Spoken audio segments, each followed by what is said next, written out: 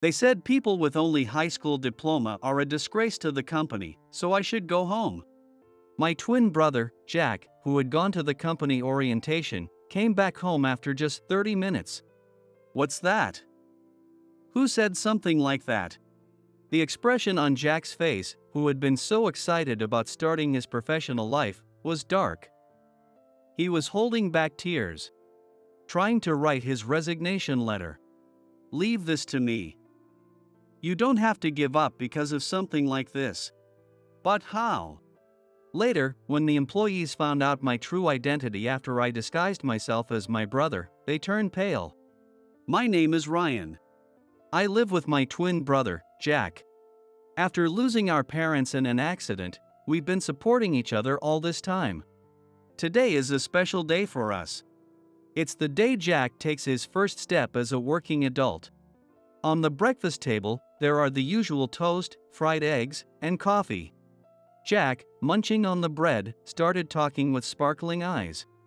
I'm finally debuting as a working adult. I'm so excited. Hearing those words, I smiled. It's rare to see my usually shy brother so full of enthusiasm. I took a sip of coffee and teased him a little. Just make sure you don't be late. Jack made a pouting face but quickly shot back. Don't worry. I've made sure I have plenty of time to get ready. That kind of banter was just like us. Even though I could feel that our peaceful life was about to change, I felt a little reassured. Jack was joining a rapidly growing company. Their new products had become quite the talk of the town, and you could see them often on the news and in commercials. I honestly felt proud that Jack was going to work there. But at the same time, I had a little worry about whether he would be able to adapt to the new environment. After breakfast, Jack changed into his suit and headed for the door. The way he adjusted his tie in front of the mirror made him look somewhat reliable, but at the same time, it was clear he was nervous. I walked up to the entrance and called out to him as he put on his shoes. It's finally here. Be careful, all right? Jack nodded, then glanced at the family photo hanging by the door. In the picture, our parents, who had died in the car accident, were smiling. Take care, Mom and Dad. His voice was small, but there was a deep sense of determination behind it. I looked at the photo and silently spoke to our parents in my heart. Please watch over him. Jack opened the door and hurried out of the house. When his back disappeared outside, the door quietly closed. After Jack left, the house fell into a sudden silence. The usual noise felt like a lie. I stayed in the quiet for a moment before heading back to the kitchen to brew a fresh pot of coffee. With a mug in hand, I walked to my desk. On the desk were papers and a computer, waiting for my usual work-from-home tasks. All right, I've got to do my best too. As I imagined Jack's new challenges, I sent him a silent cheer in the quiet room. I was focused on the computer screen when I suddenly heard the sound of the front door. The door opened, and I felt Jack's presence as he returned. But something felt off. Jack, who had just left, was already back. The orientation should have only just started. Hey, Jack. Why are you back? The orientation hasn't even started yet, right? I rushed to the entrance, but Jack kept his head down and didn't say a word. Usually, he'd respond with his usual energy, but now he couldn't even manage to take off his shoes properly. What happened? Did something go wrong? I asked again, but Jack remained silent. When he finally raised his head, his eyes were red and swollen, and I could tell he was struggling to hold back tears. Jack opened his mouth, his voice strained. They said people with only high school diploma are a disgrace to the company, so I should go home. That one sentence pierced through me. I understood immediately what had happened. But imagining how deeply those words must have hurt Jack made anger boil up inside me. What? Who said something like that? When I raised my voice, Jack shook his head without looking up. I clenched my fists, unable to find the words to continue. I knew Jack's timid nature all too well. He'd always tried to process his pain alone, never confiding in others, no matter how much it hurt. But this time, he couldn't take it. He had come home, struggling to hold back tears. That fact alone broke my heart. Why did they say something like that to him? I muttered under my breath, but Jack didn't respond, his head still down. I knew he was probably blaming himself, thinking this was somehow his own fault. But that wasn't true. I knew how hard Jack had worked, and it was painfully clear how unjust this treatment was. Why did someone who worked so hard and gave his best have to endure something so cruel? It took all my strength to suppress the anger welling up inside me. But now wasn't the time to show my anger. What Jack needed first was comfort. I took a deep breath, opened the fridge, and poured a glass of water. Handing the glass to Jack's trembling hands, I spoke softly. "Just calm down for now. Here, drink some water." Jack nodded faintly and took the glass with shaking hands. Watching him take slow, quiet sips, I felt a mix of anger and sadness surging inside me. I couldn't forgive anyone for hurting Jack over something like his education, a choice he never made willingly. But for now, my priority was to support Jack. I forced myself to stay calm and started thinking about what to do next. After finishing the water, Jack seemed to regain a bit of composure. But then, with a heavy sigh, he pulled a piece of paper and a pen out of his bag. "What are you doing?" Jack didn't answer and started writing something on the paper. A sinking feeling hit me, and I leaned over to look at what he was writing. The word resignation letter stared back at me. "Jack, why are you writing a resignation letter?" At my raised voice, Jack paused for a moment. But then, he resumed writing. "If I stay, I'll just cause trouble for the company. So, it's better if I'm not there from the start." His voice, low and strained, was accompanied by words that tightened my chest. Jack rarely let his weakness show, and when he did, he always turned the blame inward. I couldn't stand watching him like this. I grabbed the pen from Jack's hand and pushed the half-written resignation letter aside. "Don't be silly. You're not writing this resignation letter." Jack looked up at me with a surprised expression. I continued in a firm tone. "Leave this to me. You don't need to give up over something like this." Hearing that, Jack hesitated before opening his mouth. "But how are you going to do that?" I nodded resolutely in response. "Don't worry. I'll handle it. Just give me a little time." Jack stayed silent, staring at me intently. I could see the anxiety in his eyes. But I could also sense his trust in me. My determination solidified in that moment. I couldn't let the company that hurt Jack get away with this. This wasn't going to end like this. I vowed then and there to take action for Jack. The next morning, I stood in front of the mirror, wearing Jack's suit, and tightened the tie. In the breast pocket was Jack's name tag. Looking at his name written there, I took a deep breath. "Jack, I'm going in your place today." After murmuring that, I glanced toward the living room. Jack was sitting on the couch, looking up at me. The fear in his expression spoke volumes about the deep scars left by yesterday's events. "Don't worry. Leave this to me," I reassured him. Jack gave a small nod, saying nothing. I couldn't betray the faint hope I saw in his eyes. Grabbing the bag Jack was supposed to take, I left the house. When I arrived at the company and walked through the entrance, the sight of neatly arranged desks and bustling employees came into view. The atmosphere was tense, but I carried myself naturally as I stepped into the space.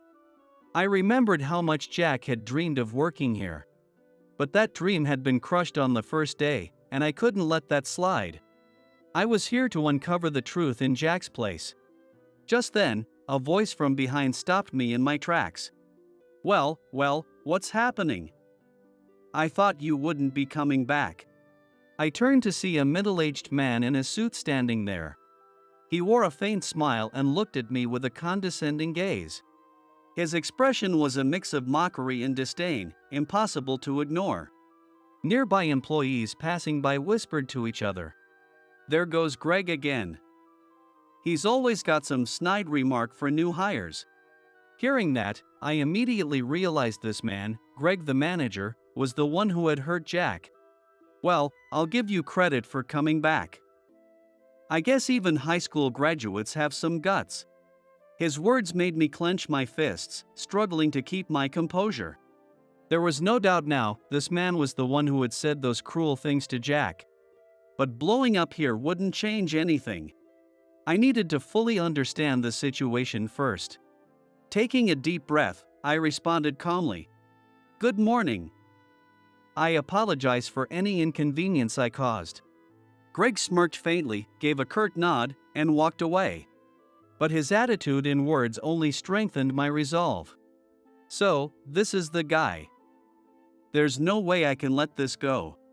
For Jack to chase his dream in this company, and for this man to take responsibility for his actions, I had to act.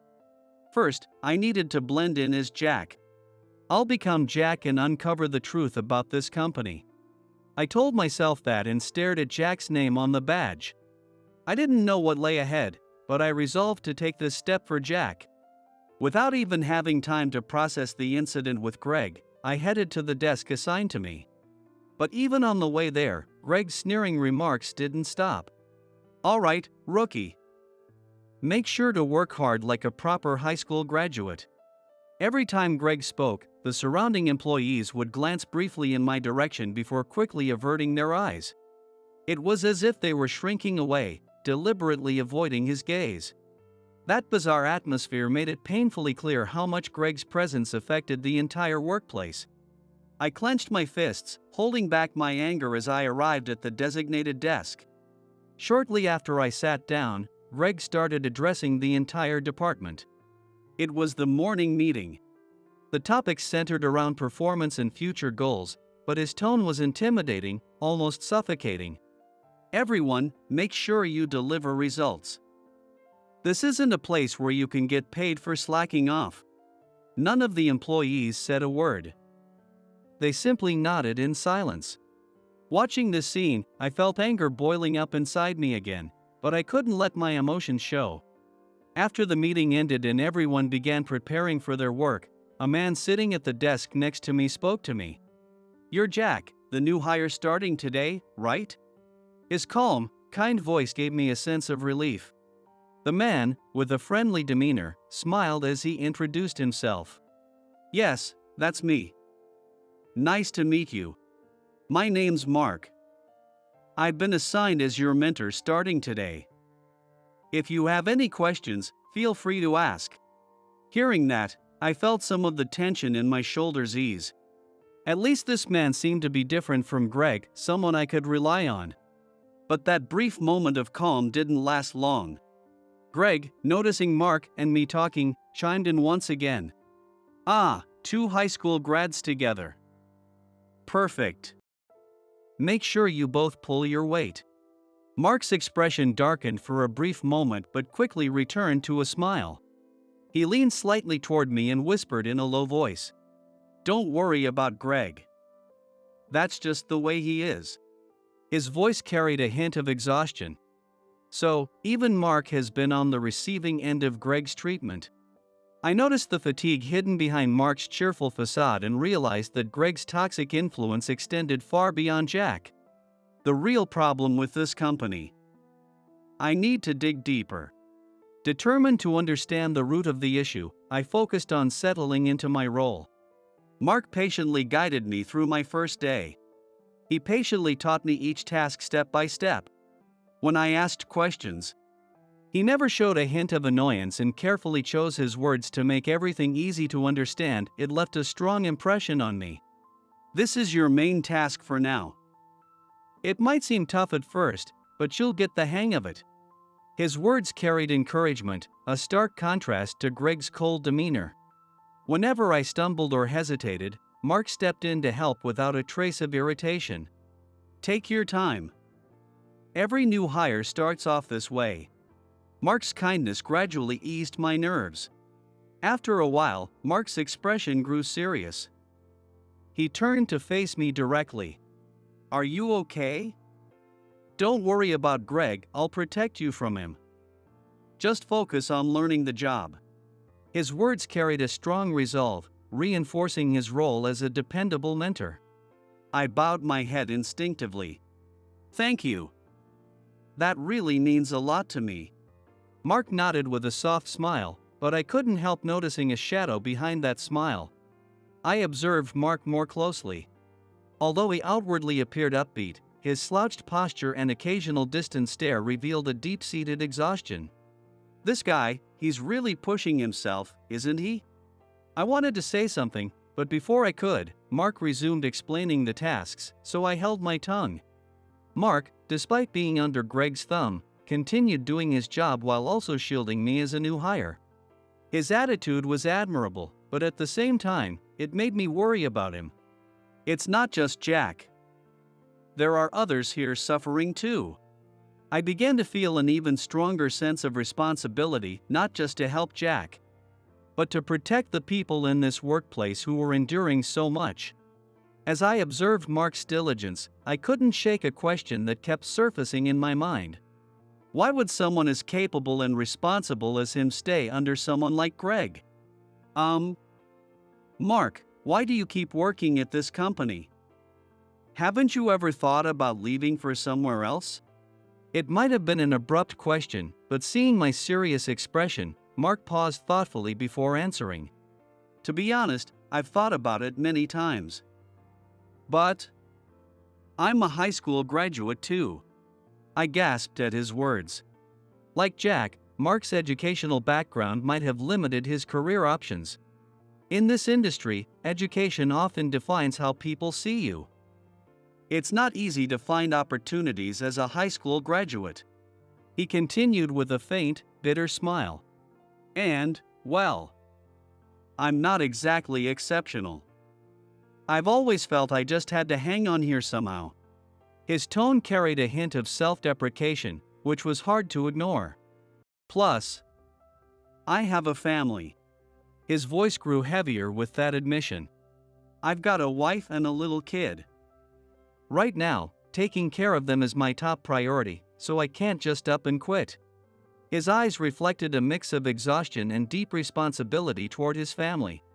That weight seemed to press down even more heavily on his shoulders. Listening to Mark, my chest grew tight.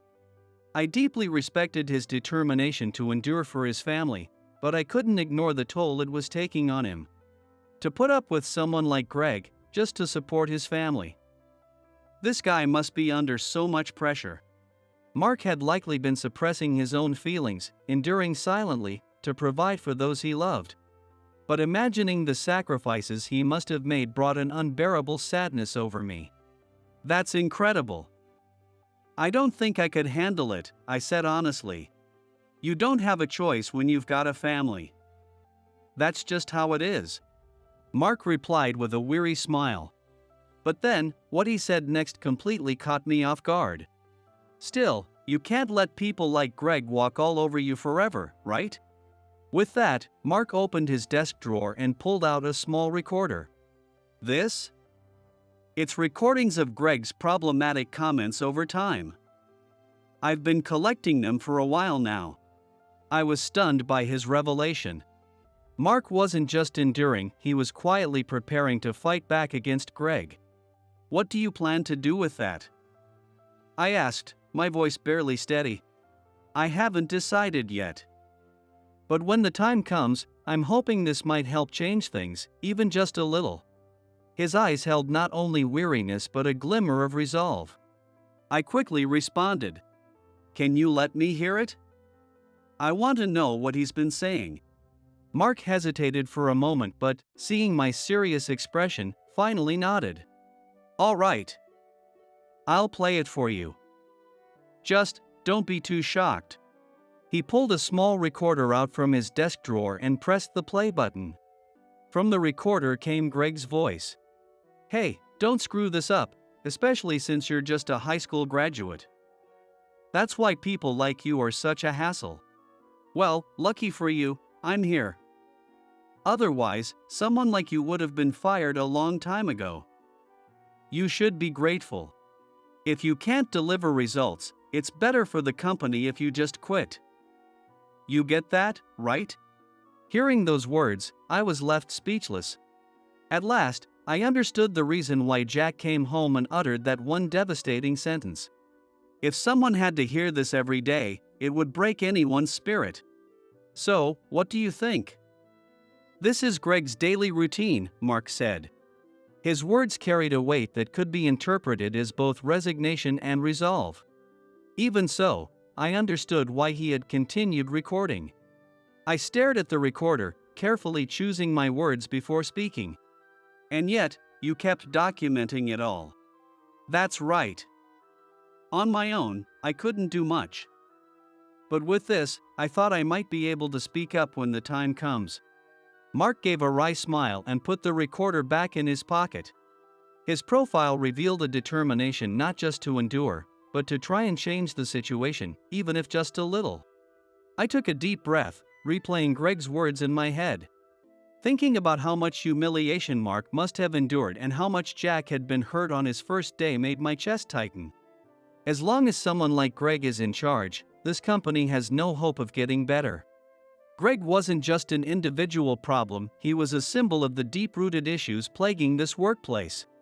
Because of him, people like Jack and even talented employees like Mark were suffering. I couldn't let this continue. I felt anger and a sense of purpose welling up inside me. It wasn't just anger. It was a resolve to protect Jack, Mark, and the future of this company. For Jack to have a safe place to work, I can't let someone like Greg continue unchecked. Mark's recordings were undoubtedly strong evidence. But it might not be enough to corner someone like Greg. I needed a more decisive plan to hold him accountable for his actions. I'll make sure Greg is removed and this company changes. Not just for Jack. For Mark and everyone else in this workplace, I felt it was my responsibility to act. Turning to Mark, I thanked him sincerely and made a vow to myself.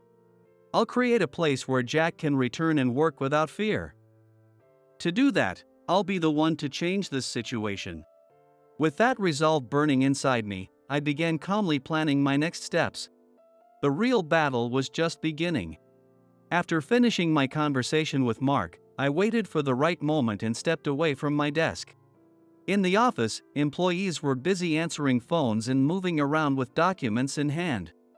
Amid the hustle, I found a quiet corner and pulled out my phone. Opening my contact list, I stared at a particular name for a moment before pressing the call button with determination. The call connected, and a composed male voice came through. "Ryan, it's been a while.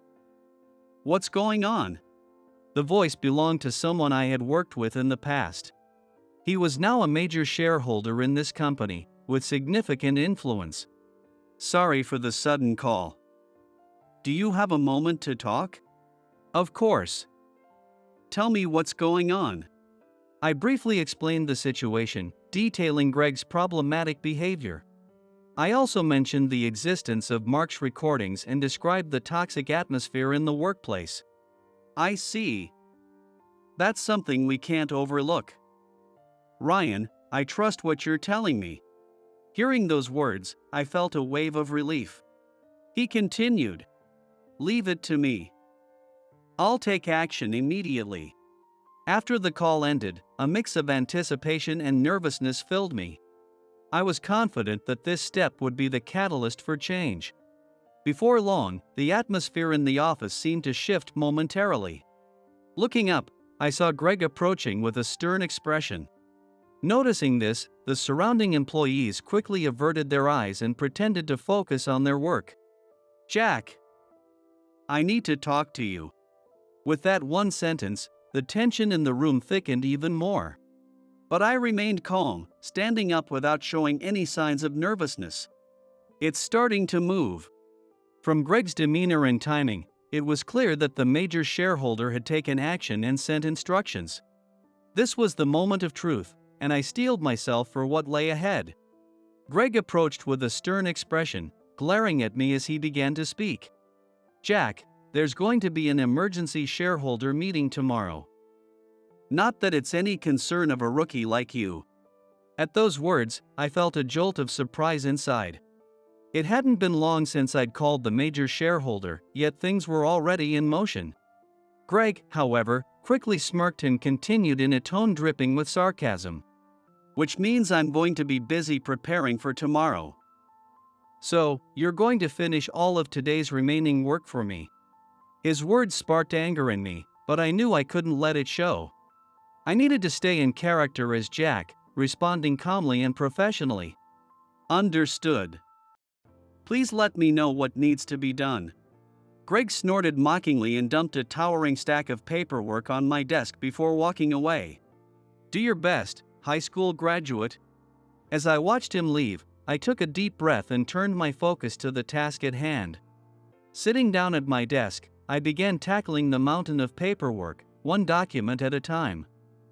But no matter how much I worked, it was clear this was an impossible task. Greg had deliberately assigned me an unreasonable workload as a form of harassment. At that moment, Mark noticed my struggle and walked over. Jack, are you okay? There's no way you can handle all this by yourself. I'll manage somehow. I replied, though the sheer volume of paperwork made it obvious that I couldn't. Mark pulled up a chair beside me and sat down. All right, I'll help. That's what teammates are for, right? Grateful but feeling guilty, I hesitated. But you must be exhausted too. Don't worry about it. If we don't finish this by tomorrow, Greg will just have more to say. Let's get this done quickly so we can both go home. His words lifted my spirits, and together we focused on clearing the workload. By the time the clock struck midnight, we had finally finished everything. Despite the exhaustion, there was a strange sense of accomplishment in having tackled it together. That's the last of it. Good job, Mark said. Thank you so much. I couldn't have done it without you, I replied earnestly. Don't mention it. Now, make sure you get some rest. Mark smiled as he began packing up, and I followed suit. On the way home, a mix of anticipation and anxiety about the upcoming shareholder meeting churned within me. But for Jack's sake, I needed to ensure that the next step was solid. Tomorrow is the day. I'll make sure Greg is held accountable. With that resolve, I hurried home. It was close to midnight when I arrived. As I opened the door, I noticed the lights in the living room were still on. Realizing Jack had stayed up waiting for me, I felt a pang of guilt. Ryan, you're late. What were you doing so late? Jack, dressed in sweats and sitting on the sofa, looked at me with worry in his eyes. Seeing my tired face must have deepened his concern. There was more work than I expected. But it's fine, I said, forcing a smile as I took off my shoes and hung up my suit jacket. Jack stood up and walked over, his voice small as he asked, Are you really not overdoing it? His words made me pause for a moment. Even though I was acting for his sake, worrying Jack wasn't what I intended. That's why I responded gently. By tomorrow, everything will be resolved. Don't worry. Jack still looked uneasy, but as he studied my expression, he seemed to sense something and didn't press further. I placed a reassuring hand on his shoulder and continued. More importantly, let's go to the office together tomorrow. I'll make sure everything is ready for you to return to where you belong. Together? Jack's eyes widened in surprise, and I nodded firmly. Yes, together. Trust me. Though hesitant, Jack listened closely to my words. After a while, he gave a small nod and finally let a faint look of relief cross his face. All right. If you say so. I'll trust you. Hearing that, I exhaled deeply in my heart. The plan for tomorrow was solid. I would ensure this would mark a fresh start for Jack. That night, as I sipped coffee in the quiet living room, I mentally reviewed the plan. The major shareholder had taken action, and everything was in place to expose Greg's misconduct. This will give Jack, Mark, and everyone else a safe place to work again. With that determination in my heart, I set my coffee cup down on the table. Tomorrow was the day. Everything would change. The next morning, I left the house with Jack by my side. As we put on our shoes at the door, I glanced at Jack, who who looked slightly nervous. Last night, when I told Jack, let's go to the office together, he was initially hesitant, but now he seemed to have made up his mind. Are you sure everything will be okay? Jack asked, his voice tinged with worry. Placing a hand on his shoulder, I nodded. It'll be fine. I'll end this today. Hearing that, Jack exhaled softly and set his face with determination. We walked side by side toward the company. As the building came into view, the sound of a low engine rumbled from behind us. Turning around, I saw a sleek, black luxury car slowing to a stop. The car came to a stop just behind us, and the driver stepped out, opening the rear passenger door. Out stepped a man in an elegant suit. It was James. With his well-groomed hair and commanding presence, he radiated an aura that shifted the atmosphere instantly. James walked toward us with a calm smile. Good morning, Ryan. And you must be Jack. Jack's eyes widened in surprise at the sudden appearance, but I quickly responded. Good morning, James. Thank you for today. Not at all. I've reviewed everything you told me, and I'll handle it personally. His words eased the tension in my chest slightly. James's support would be the key to winning today's battle. Jack still looked uncertain, but James's gentle tone continued. Your brother is incredible, you know. He's gone to great lengths for you.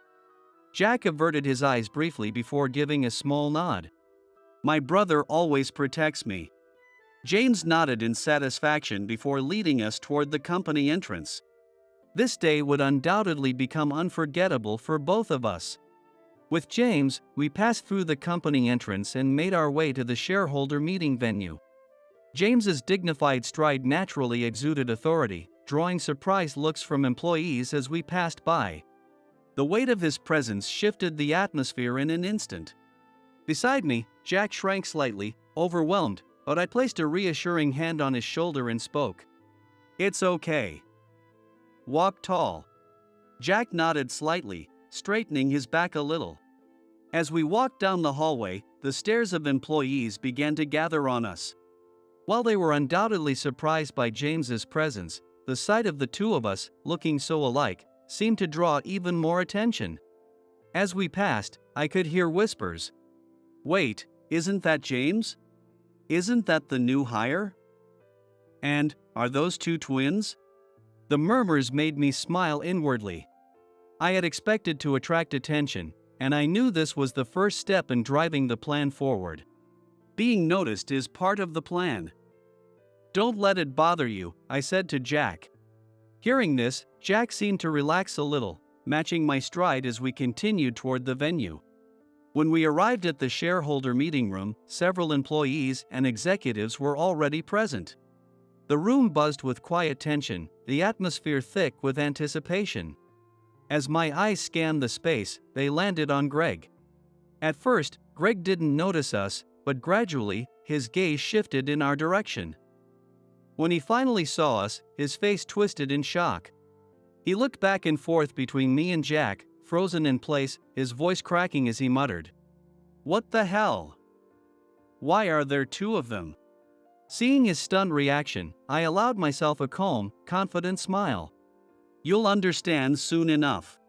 Greg's face visibly paled, confusion and anxiety written all over it.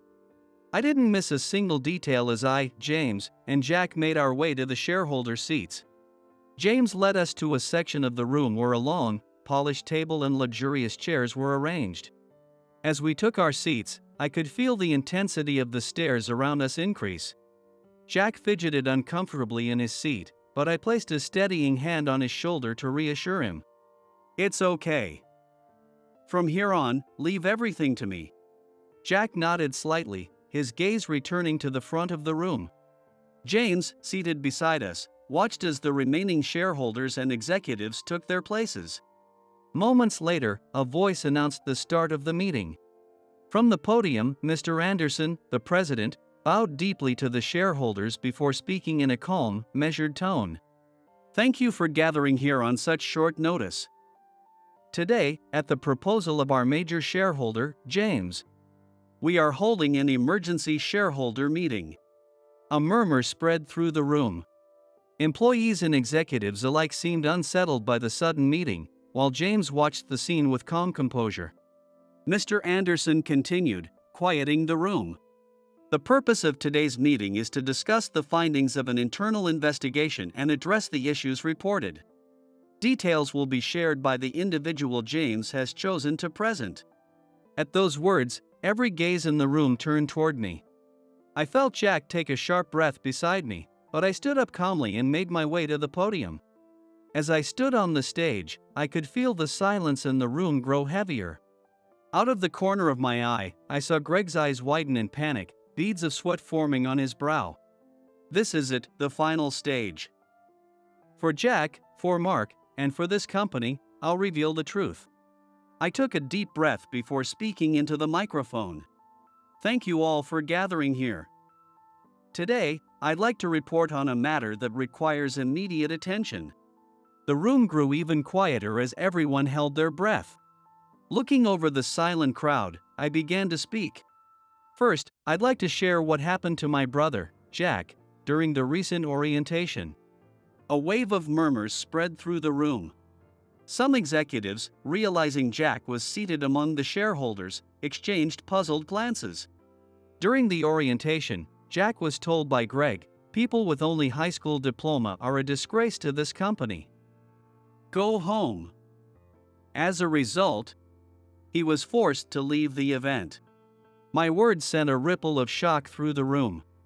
Greg's face twisted into a grimace that was visible even from the stage. "However, that is just one example," I continued.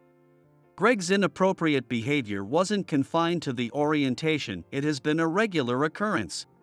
With those words, I held up the recorder in my hand. This is a compilation of statements made by Greg, recorded by one of the employees. I connected the recorder to the pre-prepared speaker and pressed play. "Hey, don't mess up, especially as a high school graduate. This is why people without degrees are such a pain. If you can't deliver results, it's better for the company if you just quit. You understand that, don't you?" As the voice echoed through the room, a ripple of shock swept over the audience. Executives exchanged uneasy glances, and shareholders frowned deeply. I didn't let the momentum falter and continued. "These statements not only severely undermine employee morale but also have a profound impact on the overall performance of the organization." I held up the documents in my hand, pointing toward the data.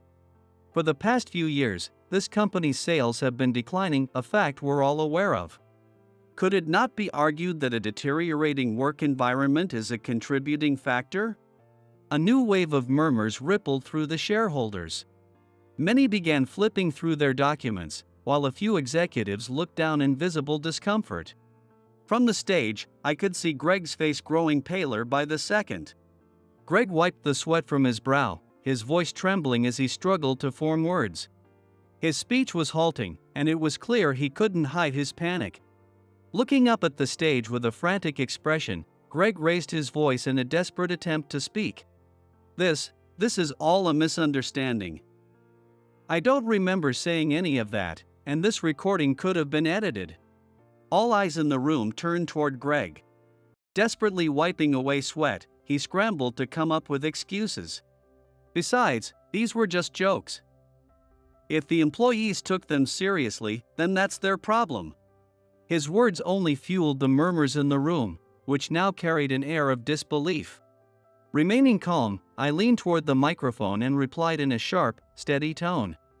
"These so-called jokes are far too malicious. The recordings prove that this wasn't an isolated incident but a pattern of behavior." I raised the documents higher, ensuring everyone in the room could see them. Greg, realizing his defense was crumbling, raised his voice in desperation. But wait. You've engaged in misconduct yourself." Greg shouted, pointing a trembling finger at me. "You impersonated your brother to gather information, that's blatant dishonesty. Someone like you has no right to stand here and lecture me like this." The room fell silent for a moment at Greg's accusation. He glared at me with a triumphant expression, as if he had finally turned the tables. But I didn't flinch. Remaining composed, I spoke firmly. "You're right. I did pose as Jack to gather this information. If that is deemed improper, I am prepared to accept the consequences." The room began to buzz again with whispers and murmurs. Greg, sensing a victory, smirked at me. But, I continued, meeting his gaze directly, I had a valid reason for my actions, one that I must share with everyone here today. I took a moment to let the silence settle, scanning the room before speaking. I am also a shareholder in this company. The moment those words left my mouth, a stunned silence fell over the room. Greg's face turned ashen, his mouth opening and closing soundlessly. "What did you just say?" The shareholders erupted in whispers, while the executives wore expressions of shock and confusion. Turning back to Greg, I continued in a calm but firm voice. "As a shareholder, it is my responsibility to ensure the company operates with integrity. Your actions have caused significant harm to this organization, and I cannot allow them to continue." Greg's face twisted with despair, his confidence now completely shattered. As silence blanketed the room, I took a deep breath and began to share the story of my past and my brother, Jack. Before we go any further, I need to explain why my brother Jack and I are here today. I let my gaze sweep over the room before continuing. Our parents passed away in a car accident during my senior year of college. The atmosphere in the room grew even heavier. I continued speaking without pause. Not only did we lose our parents, but Jack was severely injured in the same accident and faced a long hospital stay. Days spent watching my brother in a hospital bed after losing our family, the only choice I had left was to support him. I glanced at Jack, who sat quietly with his gaze lowered. Offering him a small, reassuring smile, I turned back to the audience. After losing our parents, we had no choice but to support each other as a family. I graduated college and decided to work at a securities firm to provide for my brother. I recounted my days at the firm and my fateful meeting with James. That was when a significant turning point came into my life, my meeting with James, the major shareholder of this company. James nodded calmly, listening to my story. To gain James's trust, I put everything on the line. I invested the entirety of the insurance payout we received after losing our parents into this company. My words sparked murmurs throughout the room again. I raised my voice slightly to carry over the whispers. That investment was a life-defining decision for me. James recognized my resolve and entrusted me with managing his assets. Today, I run a private fund, where I oversee the management of James's investments. After his release from the hospital, Jack aimed to return to college. However, the loss of our family and the toll of his extended hospital stay made continuing his studies impossible, and he was left with no choice but to withdraw. I paused, then continued. After Jack's release from the hospital, he aimed to return to college. But the emotional toll of losing our family and his prolonged hospital stay made it impossible for him to continue his education. Ultimately, he had no choice but to drop out. At those words, Jack took a small breath and lifted his head. I turned my gaze back to the audience and continued with conviction. I glanced at Jack, recalling all the effort he had poured into overcoming his struggles. Even so, Jack never gave up. During his recovery, he continuously worked toward his future, searching for ways to move forward. Images of Jack studying at his desk while facing immense challenges filled my mind. Despite everything, he focused on supporting the family and stayed determined. Jack resolved to carve out his own path and chose to join this company as his new beginning. I addressed the audience with a firm voice. Jack joined this company to pursue his dreams. That was his right. For someone to take that away from him was something I could not overlook. In the corner of my vision, I saw Jack nod slightly, his resolve strengthening. That moment reaffirmed my purpose. I stand here today because I believe in this company's potential for a better future, one where young people like Jack can work with confidence and chase their dreams. When I finished speaking, the room fell silent. Greg's face was as pale as a sheet, his gaze darting around as he muttered to himself, his words inaudible. James nodded approvingly and raised his eyes to meet mine, his expression steady. Just as Jack has faced challenges, others in this company are enduring struggles of their own. Creating a safe and supportive environment for everyone is what I can do now. As I stepped down from the stage, the room remained enveloped in silence. Shareholders flipped through their documents, carefully examining the contents. Mr. Anderson stood and resumed the meeting. The agenda for today's shareholder meeting has been outlined in the materials already distributed to you. We ask that you review them and make your decision accordingly. Mr. Anderson's voice was calm, though a subtle tension underpinned his words. The materials detailed proposals for Greg's dismissal and a reassessment of company personnel. Greg, still attempting to resist, rose to his feet and began to stammer out a defense, his voice trembling. Wait. Please. This is all a misunderstanding. Admittedly, some of my words might have been misinterpreted. But everything I said was for the good of the company. The shareholders turned icy gazes toward him. Not a single one showed any hint of sympathy. James rose slowly, his voice steady but firm as he addressed Greg. Greg, you need to stop trying to defend yourself. If you truly care about the company, the best course of action would be to acknowledge your mistakes and take responsibility. Greg was left speechless. He sank back into his seat, wiping cold sweat from his brow, his defeated posture signaling that he had begun to accept the inescapable reality. Mr. Anderson moved the meeting to the voting phase, addressing the shareholders. Now, all those in favor of the proposal, please raise your hand. Nearly every hand in the room went up without hesitation. Seeing this, Greg's face grew even paler. His lips quivered as he lowered his head in silence.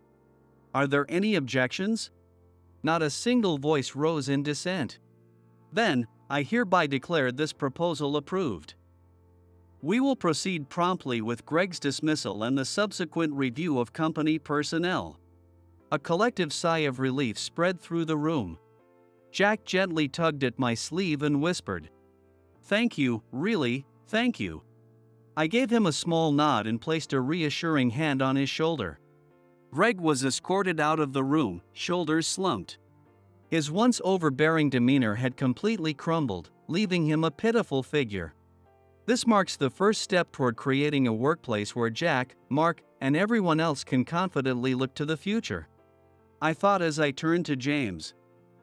Bowing deeply, I said, "Thank you so much for your support. It's you who took action." "Your speech was remarkable," James replied warmly. His words filled me with gratitude, and I turned to look at Jack. From here, his future could begin to shine a little brighter. The battle to bring a new beginning to this company had reached a significant turning point. A few days after the shareholder meeting, the day of Jack's return to work arrived. Seeing the nervous look on his face, I lightly patted his shoulder. "You'll be fine. This is where you belong. Hold your head high." Jack gave a shy smile and adjusted his suit collar. We parted at the door, and he left for work with renewed confidence. That evening, my phone rang. It was Jack. "Hey, Ryan, Mark wanted me to thank you," he said. "Tell Ryan I'm grateful." Hearing Jack's cheerful voice over the phone made me smile. Sounds like Mark's finally feeling a little less burdened. Now it's your turn to focus on your work and do your best. Of course. I'm going to grow enough to repay everything Mark's done for me. Jack's determined tone gave me a sense of closure. Over the following weeks, Jack began sharing more positive updates about the company. Without Greg, the workplace atmosphere had shifted dramatically. Employees were more engaged, openly sharing ideas. And new projects were quickly taking off. Ryan, the new manager, Harry, is super approachable. "Everyone says it's so much easier to work now," Jack said one day. Jack himself was gradually growing more confident in his role. One evening, he spoke proudly during dinner. "Hey, Ryan, I finished that task I was assigned." Even Mark complimented me. Hearing that, I felt a wave of relief and chuckled. "That's great. Remember, trust is built step by step. Don't forget that." "I know." "Thanks," Jack replied with a grin. Watching Jack grow as a professional and regain his confidence filled me with quiet satisfaction. Seeing him smile again and look toward the future with hope was the greatest reward. That was what made me happiest of all. One evening, Jack said something at home. "Ryan, I'll never forget that day. I'm here now because you stood up for me." Smiling, I replied, "All I did was give you a push. The rest was all you." The living room was filled with a warm, peaceful atmosphere. Looking out at the starry sky, I silently vowed, no matter what path Jack chooses in the future, I'll always have his back. Our future will only grow brighter from here. With the bond of family and the power of belief in our hearts, we took the first step toward a new beginning. As a new challenge, I decided to entrust the company's future to a female employee. I introduced her to a senior executive at a major bank I have a good relationship with. And the initial discussions about financing seemed promising. However, when she visited the bank alone, she was turned away in just 5 minutes with the comment, "Your company doesn't belong here." She returned to the office, visibly shaken. It turned out that the new manager, the son of the vice president who had just been assigned, had treated her poorly, despite my prior arrangement with the loan department chief. Furious, I called the bank president. "If that's how you're going to treat us, I'll close all 51 group company accounts worth $3.65 billion, I declared, sending the bank staff into a frenzy. The next day, as the female employee and I arrived, we were met with, "My name is David Collins. Recently, I've been dealing with a stiff shoulder and a growing belly, but fortunately, my physical checkup results showed no abnormalities." With a sigh of relief, I celebrated my 55th birthday. I married my wife when I was 35, but our inability to have children caused tension in our relationship. Arguments became frequent, and we divorced 10 years ago. As many divorced people say, divorce is far more challenging than marriage. Without children, there was no custody battle to contend with. My ex-wife, not being materialistic, didn't demand excessive asset division, so our divorce negotiations were resolved smoothly. We parted amicably, and despite our divorce, we didn't sever ties. In fact, our relationship transformed into one more akin to old friends, and we've had better conversations since. 2 years after our divorce, my ex-wife remarried and had a child. She's now deeply immersed in parenting, and I occasionally lend an ear to her concerns or offer support, cheering her on in her new life. Looking back, I'm grateful that our divorce allowed her, 8 years younger than me, to remarry while she was still at an age to have children, leading to her current happiness. As for me, I've remained single since the divorce. I feel like I've long passed the midpoint of my life, and looking back, it seems both lengthy and fleeting. After my mother, my only family, passed away, I was left with no one to protect, and my work became my sole purpose in life. Living a life where I neither walk alongside someone nor nurture and witness the growth of another. I sometimes feel a sense of loneliness and emptiness. Perhaps that's why I find myself starting new ventures or encouraging others to launch internal startups, seeking a sense of fulfillment akin to parenting by supporting and helping them succeed. Based on my own experiences, I've dedicated significant effort to supporting single mothers and assisting single-parent families. When I was in the 3rd grade, my father passed away, and my mother raised me on her own. Back then, divorce rates were much lower than they are today, and single-mother households were rare. Schools were not equipped to support such families, and I recall there was little accommodation for us in classes and school events. It was a time when fathers were rarely involved in child-rearing, so during school open house events, rows of mothers would be present, with the occasional father standing out alone. Children from single-father households often felt out of place and very self-conscious in such situations. My mother, being a schoolteacher, often couldn't attend school functions, which left me feeling uneasy. One memory that stands out was creating gifts for Father's Day. I always drew an image of my father from memory, and in my drawings, he never aged. Today, I hear from my subordinates with children that preschools and kindergartens no longer focus on specific days like Father's Day or Mother's Day. Instead, teachers encourage kids to draw pictures of someone they love, using neutral terms like your family member rather than mom or dad. This approach takes into consideration not just single-parent families but also children who may not live with their parents, instead being raised by grandparents, relatives, or foster parents. Ensuring the classroom environment is inclusive and considerate of all family situations. When I was a child, my mother would leave me in the care of unrelated neighbors while she worked. This wasn't unusual, it was simply part of everyday life where people supported and relied on each other. There was a sense that children were raised by the entire community. People were generally tolerant and laid back about kids playing in parks or vacant lots.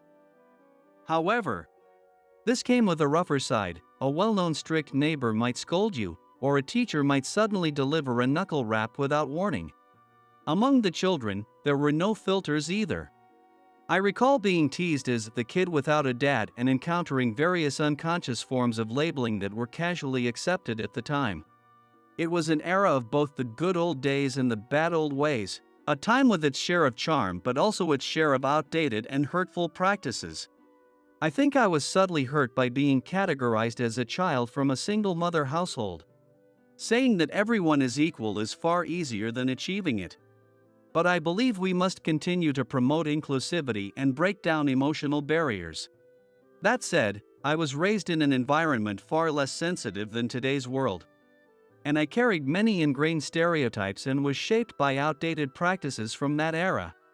Adapting my values to align with the modern age of diversity hasn't been easy, but by carefully listening to the perspectives of younger employees, I've gradually been able to accept and embrace new ideas.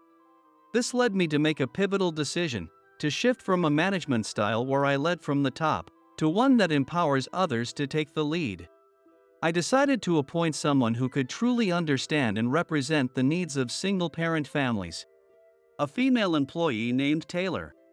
Taylor, 47, is an excellent employee who, like my mother, lost her husband and raised her two sons alone. Now that her youngest is in high school, she has more time and energy to dedicate to her career. At this perfect timing, I decided to entrust her with a key role. Rather than simply expanding this initiative as part of our existing company operations, I proposed a new approach, having Taylor launch an internal startup. If this model succeeds, it could serve as an inspiration for many single mothers and be a significant benefit to our company as well. Since Taylor remains employed by the company, her risks are minimized. After careful consideration, I've decided to take on the challenge of launching an internal startup. I've brought a business plan with me. I'm deeply honored by this opportunity and will do my utmost to succeed. Thank you for believing in me, Taylor said. I asked Taylor to give me her answer within 3 weeks. And she came back with her decision in just 1 week. Quick decisions are the mark of an excellent business person. And the fact that you also prepared a business plan? That's promising for the future, I said, impressed. Although I had only given her a rough outline of the vision for a business to support single-parent families, Taylor had transformed the idea into a fully viable business plan. Her proposal was to launch a service that dispatches certified professionals such as childcare workers, nurses, and caregivers to families in need, particularly addressing the shortage of support for children with illnesses. The plan was thorough, addressing potential challenges and offering exciting possibilities. It was clear to me that my judgment of Taylor's potential was spot on. To get started, we needed financing, so we visited the bank. Our company's main bank is one of the large mega banks. And as the CEO, I'd built relationships with their headquarters and various branches. For this project, I decided to work with a branch where a banker I knew served as the loan department manager. I had met Brian at a lecture on supporting single mother households, and we hit it off immediately. To start things off, I arranged for Taylor to meet Brian for an introduction. Brian, who actively attends various lectures and workshops to enhance his work, was deeply interested in the socially impactful nature of the project. He listened intently as Taylor explained her plans, fully engaged with every detail. "We'll need to submit the required documents and get approval from the higher-ups, but with Mr. Collins backing this, I believe the loan will be approved," Brian said confidently. With his assurance, I felt relieved and left the rest to Taylor. 2 weeks later, Taylor went to the bank to follow up on the loan. But she returned to the office shortly afterward, looking dejected. Judging by the time she was gone, she had only been at the bank for about 5 minutes. "What happened, Taylor? Weren't we supposed to hear the results of the loan today?" I asked, puzzled. Typically, after a loan is approved, there are numerous procedures to finalize the agreement.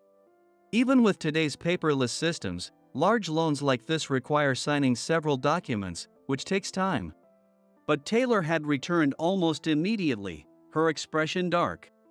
"Surely, you got a positive response from the bank, right?" Noticing Taylor's unusual demeanor, I asked her the question. I fully expected an affirmative answer, but Taylor silently shook her head. "What? How is that possible? Brian assured us the loan would be approved with almost 100% certainty," I said, stunned by the unexpected outcome. "I'm terribly sorry, Mr. Collins," Taylor said, bowing deeply. There was a sudden personnel change, and the loan manager was replaced. All the documents we submitted were rejected. "Wait, what?" Taylor bowed deeply, almost abruptly, and I asked her to raise her head. "Can you explain what happened in detail?" I requested. "Yes," she replied, looking uncomfortable as she began to explain the situation. Today was supposed to be the day Brian, the former loan department manager, would deliver the loan results as promised. However, when Taylor didn't hear from him, she decided to visit the bank in person. However, the person who greeted her was a banker she didn't recognize. He introduced himself as the newly assigned loan department manager and handed her a business card that read Jason. Taylor showed me the card, and it did indeed display the familiar branch name and the title of loan department manager. Jason said, "When I looked at the handover documents, I assumed the name was male, but I see now you're a woman," visibly disappointed. Taylor explained. It seemed Jason had misunderstood from the loan documents that Taylor was male. Given that the name Taylor can be used for both men and women, it wasn't an unreasonable mistake. But then he said, "Oh, so that's why this proposal is so overly optimistic, it makes sense now. We'll be canceling the loan discussions," and immediately sent me away, she added. "What?" As Taylor's shoulders drooped, my anger rose, and I could feel myself mentally readying for a fight. Even after carefully reviewing Taylor's business plan, I couldn't find any significant flaws. "They told me that a bottom-tier company has no place here," Taylor said, her voice heavy with frustration. Hearing those words, I couldn't help but feel a surge of anger. It was clear that Jason, mistaking Taylor for an unknown female entrepreneur starting from scratch, had dismissed her as unworthy of consideration. He likely assumed the business proposal was amateurish, and didn't bother to properly review the plan, or recognize that Taylor had the backing of a profitable and well-capitalized company. That Jason clearly isn't competent at his job. But a personnel change at this time of year? Did the previous manager, Brian, cause some kind of trouble? Taylor shook her head emphatically. I was told that he was transferred to another branch, but knowing Brian's professionalism, I found it strange that he would leave without notifying his major clients. I can't imagine Brian being transferred without at least saying goodbye to his key customers, I said. Taylor nodded deeply before continuing. As I was leaving the small meeting room next to the service counter, I overheard Jason speaking proudly to the branch manager, Logan. He said, "My rival in the promotion race was in the way, so I asked my father to have him demoted." It seemed Jason, the newly appointed loan manager, was the son of a senior executive at the bank's headquarters. To maintain appearances, Taylor was told that Brian had been transferred to another branch, but in reality, it might have been a demotion disguised as a reassignment. I also overheard Jason saying, "As long as you do what I say, I'll make sure you're not treated poorly." Logan, implying that he'd report any disobedience to his father. I couldn't hear much more because the female teller near me seemed suspicious of my eavesdropping, so I left the bank, Taylor explained. And so, within just 5 minutes, Taylor had returned to the office, disheartened. It was evident that Jason was taking a high-handed attitude not only with Taylor but also with Logan. I began to worry about Brian's current situation. With that, I decided to make a call. "Hello, it's been a while. I'd like to discuss something with you." That one phone call would mark the start of my counterattack. The next day, Taylor returned to the bank, only to be greeted by Jason, who was smirking smugly. I stood at a distance, observing the situation unfold while keeping myself inconspicuous. "Oh, Taylor, isn't it? I thought I made it clear yesterday that we won't be proceeding with the loan. What brings you here now?" He taunted, his tone dripping with mockery. "You remembered my name? Well, given it was just yesterday, I suppose it's not too surprising. Though I wouldn't have expected someone who can't even interpret a business plan to have a good memory." Taylor shot back, lacing her words with biting sarcasm. Taylor wasn't about to back down, responding to Jason with a sharp wit. Just then, an authoritative voice interrupted. "Jason, that's enough." The bank grew abuzz as a man in his late 50s appeared. "What? Mr. Anderson? Why are you here?" Jason stammered, panic evident on his face. And who could blame him? The president of this megabank, Mr. Anderson, had just walked into the modest branch, flanked by 2 sharply dressed subordinates. The female teller at the counter rushed to fetch Logan, the branch manager, who quickly emerged from the side door, visibly nervous. "Please, this way." Logan stammered, leading Mr. Anderson and his team to the meeting room. "Mr. Collins, I'm here in response to your call yesterday. May I have a moment of your time?"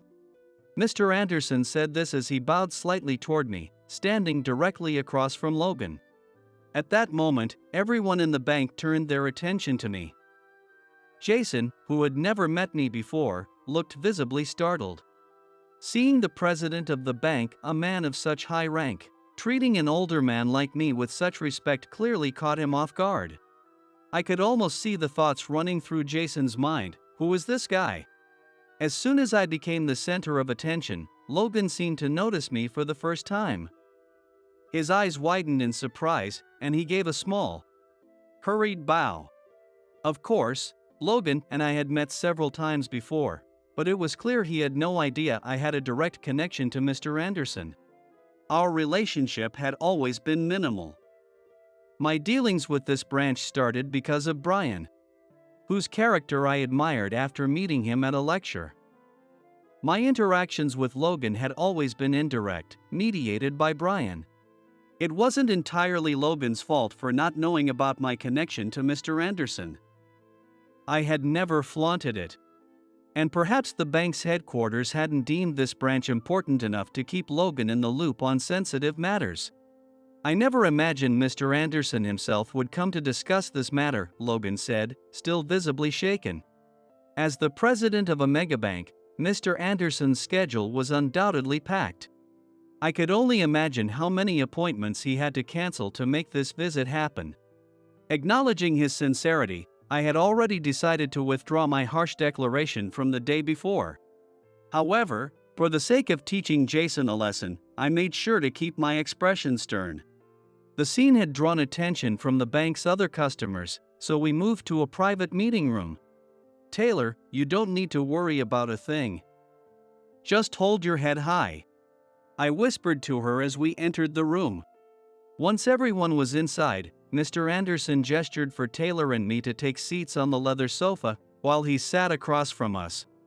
Logan, standing awkwardly nearby, seemed unsure of what to do until Mr. Anderson addressed him. "Logan, sit next to me," the president instructed. Obediently, Logan took his seat. Jason, however, seemed to assume he should also sit next to Logan. But as he tried to settle in, Mr. Anderson shot him a sharp glare. "Jason, you stand," Mr. Anderson commanded firmly. "Yes, sir," Jason stammered, startled. He moved to stand by the wall near Mr. Anderson's subordinates, looking small and out of place. "I must apologize sincerely. One of our employees has acted inappropriately," Mr. Anderson said, standing and bowing deeply. "Please, raise your head." "It pains me to see you bowing like this," I said sincerely. Watching Mr. Anderson, someone older than me and a person I've long respected, bowing so deeply in apology was an uncomfortable sight. I must admit, in my anger yesterday, I rashly declared, "Close all 51 group company accounts worth $3.65 billion. Over the phone, I confessed, feeling a twinge of regret. $3.65 billion. Jason blurted, his face a mixture of shock and disbelief. "Jason, be quiet," Mr. Anderson said, his tone stern. "Mr. Collins does not only hold accounts at this branch. His group of companies treats our bank as their main financial institution." Jason's mouth remained agape, unable to process the information. I always make it a point to introduce myself and exchange business cards when meeting someone for the first time. However, with Jason, whom I met today for the first time, I couldn't bring myself to offer a proper greeting. As a result, Jason was understandably bewildered by the situation, unable to figure out who I was. While the conversation between Mr. Anderson and me continued seamlessly. "When you went out of your way to offer a sincere apology and arrange this meeting to discuss things directly, I realized I had acted immaturely yesterday," I said, feeling a twinge of guilt as I scratched my head awkwardly. "After hearing about the situation, I felt it was imperative to meet with you directly to apologize. I'm sorry for the short notice, but I greatly appreciate you making time for this meeting." The sincerity of Mr. Anderson's apology was evident, and I began to feel a pang of guilt for my outburst the day before. "Jason, apologize to Mr. Collins and Taylor," Mr. Anderson said firmly, turning to address him directly. "With all due respect, sir. I understand that Mr. Collins is an important client for our bank.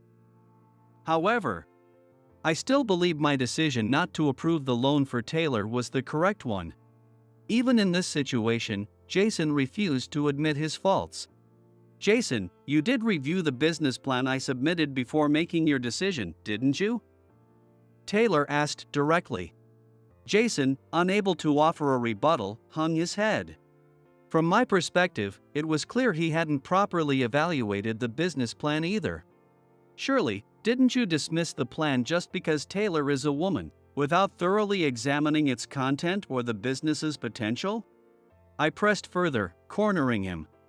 "Well, Jason stammered, clearly at a loss for words. "Yesterday, Jason blatantly said, 'Your outlook is overly optimistic because you're a woman.' But I strongly disagree. I'm confident that the business model is viable and will turn a profit once it's on track." Her decisive statement was inspiring. It's an undeniable fact that Taylor is new to management. While it's natural for a bank to feel some uncertainty about funding a new entrepreneur, for a major bank with significant revenue and assets, the loan amount in question should not be cause for hesitation. This innovative project leverages the strengths of an internal startup, fostering collaboration with group companies, and the repayment simulation for the loan is both practical and feasible. For example, the service includes dispatching childcare workers for regular or sick childcare. and clients can participate as testers for baby food or baby products handled by our group companies. This feedback loop reduces service fees, benefiting both the clients and the company. This approach reflects Taylor's unique insight into the challenges faced by single mothers, and I found her ideas genuinely impressive. When I reviewed the business plan, I realized that Taylor had the qualities of a capable entrepreneur. The project not only contributes to society but is also designed to be a viable business. And I decided to fully support it and provide ongoing backing as needed. Initially, I planned to fund the startup entirely through my company as a management-led initiative. However, Taylor pointed out that this approach would make the venture no different from establishing a new department within the company. She proposed starting with employee-driven funding, ensuring the new business would truly reflect the principles of an internal startup. That's why we sought a loan from this bank, but with the unexpected arrival of Jason as an adversary, our original goal of minimizing management's involvement crumbled completely. Ideally, I would have preferred not to step in at all. I wanted Taylor to feel the sense of accomplishment that comes with saying, I negotiated this on my own, but it was disappointing that things didn't turn out that way. But honestly, every time I've worked with a woman, it's never gone well, Jason said, making an outrageous remark without a shred of remorse. His deep-seated prejudice was evident. Perhaps he had unresolved grievances from past interactions with women. But personal bias should never influence business decisions. If negotiations fail because of my own shortcomings, I can accept that. But dismissing a proposal outright simply because I'm a woman is unacceptable, Taylor said resolutely. I feel the same way. The person I respect most in my life is a woman. Of course, I deeply respect my father and many male mentors, but Mr. Anderson nodded, meeting my gaze. That woman is none other than Mr. Cullen's mother. She was my teacher in elementary school, my mentor, Mr. Anderson said, his voice filled with emotion. What? Jason exclaimed, his voice loud with shock. That's an incredible connection, Taylor said, her eyes wide in surprise. We've known each other for a long time, Mr. Anderson explained. I then began explaining my relationship with Mr. Anderson.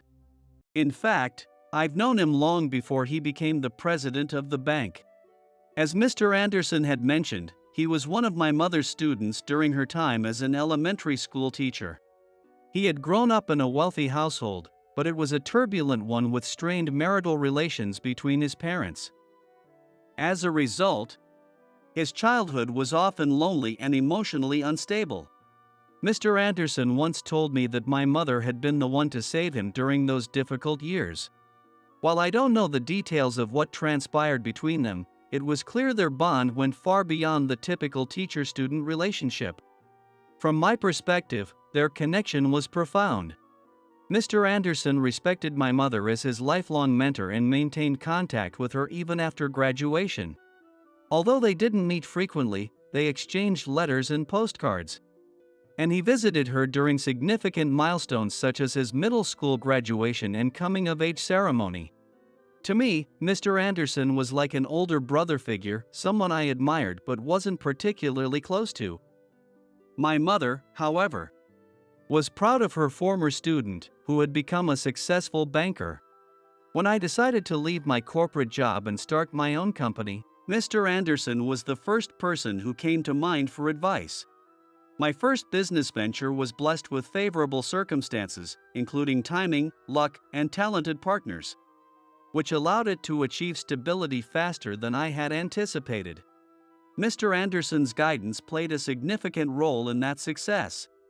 Over time, I came to manage multiple group companies, and Mr. Anderson was always there to lend his support. Our relationship wasn't just built on friendship but also on mutual respect as business professionals. My mother watched over the two of us with a warm smile, as if she were the proud mother of two sons. She passed away shortly after witnessing Mr. Anderson's promotion to bank president. Just as my mother was a lifelong mentor to Mr. Anderson, I'm certain he held a special place in her heart as one of her most cherished students. Regardless of gender or financial status, a remarkable individual will always stand out, just as someone who is unworthy of respect will remain so, no matter their wealth or position," Mr. Anderson said, casting a pointed glance at Jason before turning back to Taylor and me.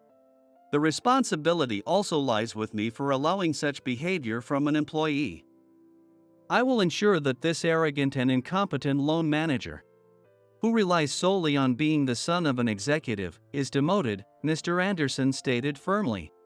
"Demoted? No way!"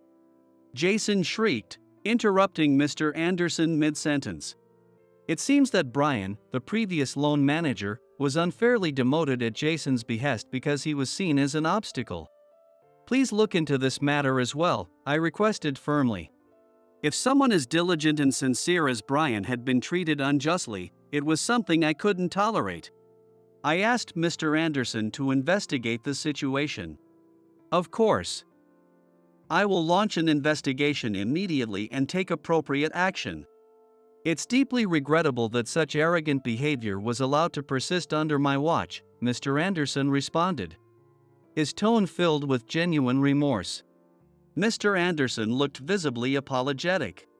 "As bank president, it's only natural that you focus on the bigger picture, maintaining a broad perspective and foresight.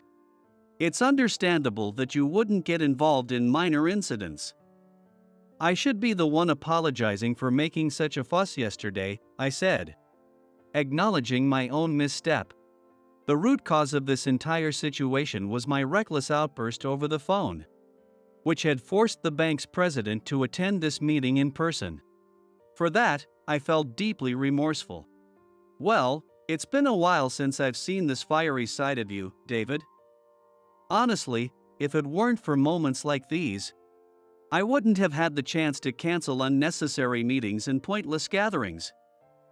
I'm actually grateful for it. Let's set work aside for today and grab some drinks together."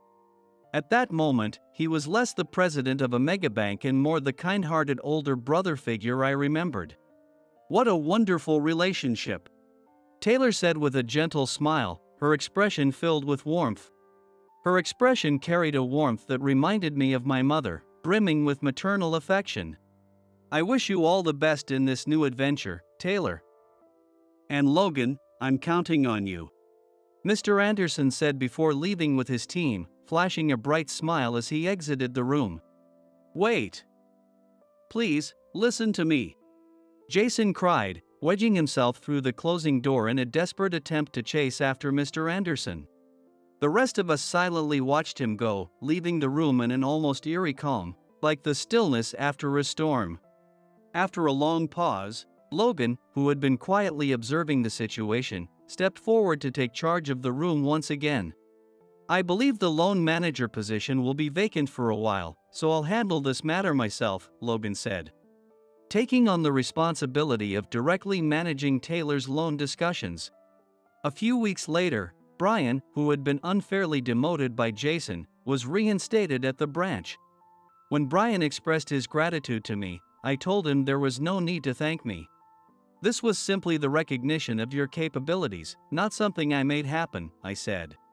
I knew Brian would continue to make fair and thoughtful decisions as loan manager, balancing the bank's profitability with a genuine concern for the people seeking loans.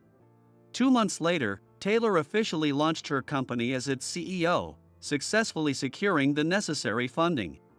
Initially, her work focused on spreading awareness, recruiting users and childcare workers, and conducting applicant screenings. Full-scale services, such as dispatching childcare workers, were still on the horizon. However, the response from single-parent families exceeded expectations, with applications for the service growing faster than anticipated. Even my ex-wife expressed interest in the service, registering for future use.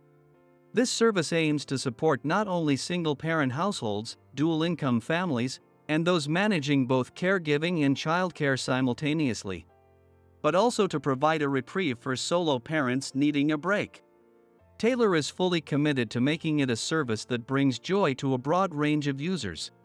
As a stay-at-home mom who suddenly became a widow and felt completely lost, You gave me a place to belong, Mr. Collins. And now, you've given me such an incredible opportunity. I'm truly grateful, Taylor said sincerely. One day, Taylor expressed her gratitude to me once again. No, Taylor, you only had to step back because of health issues after giving birth.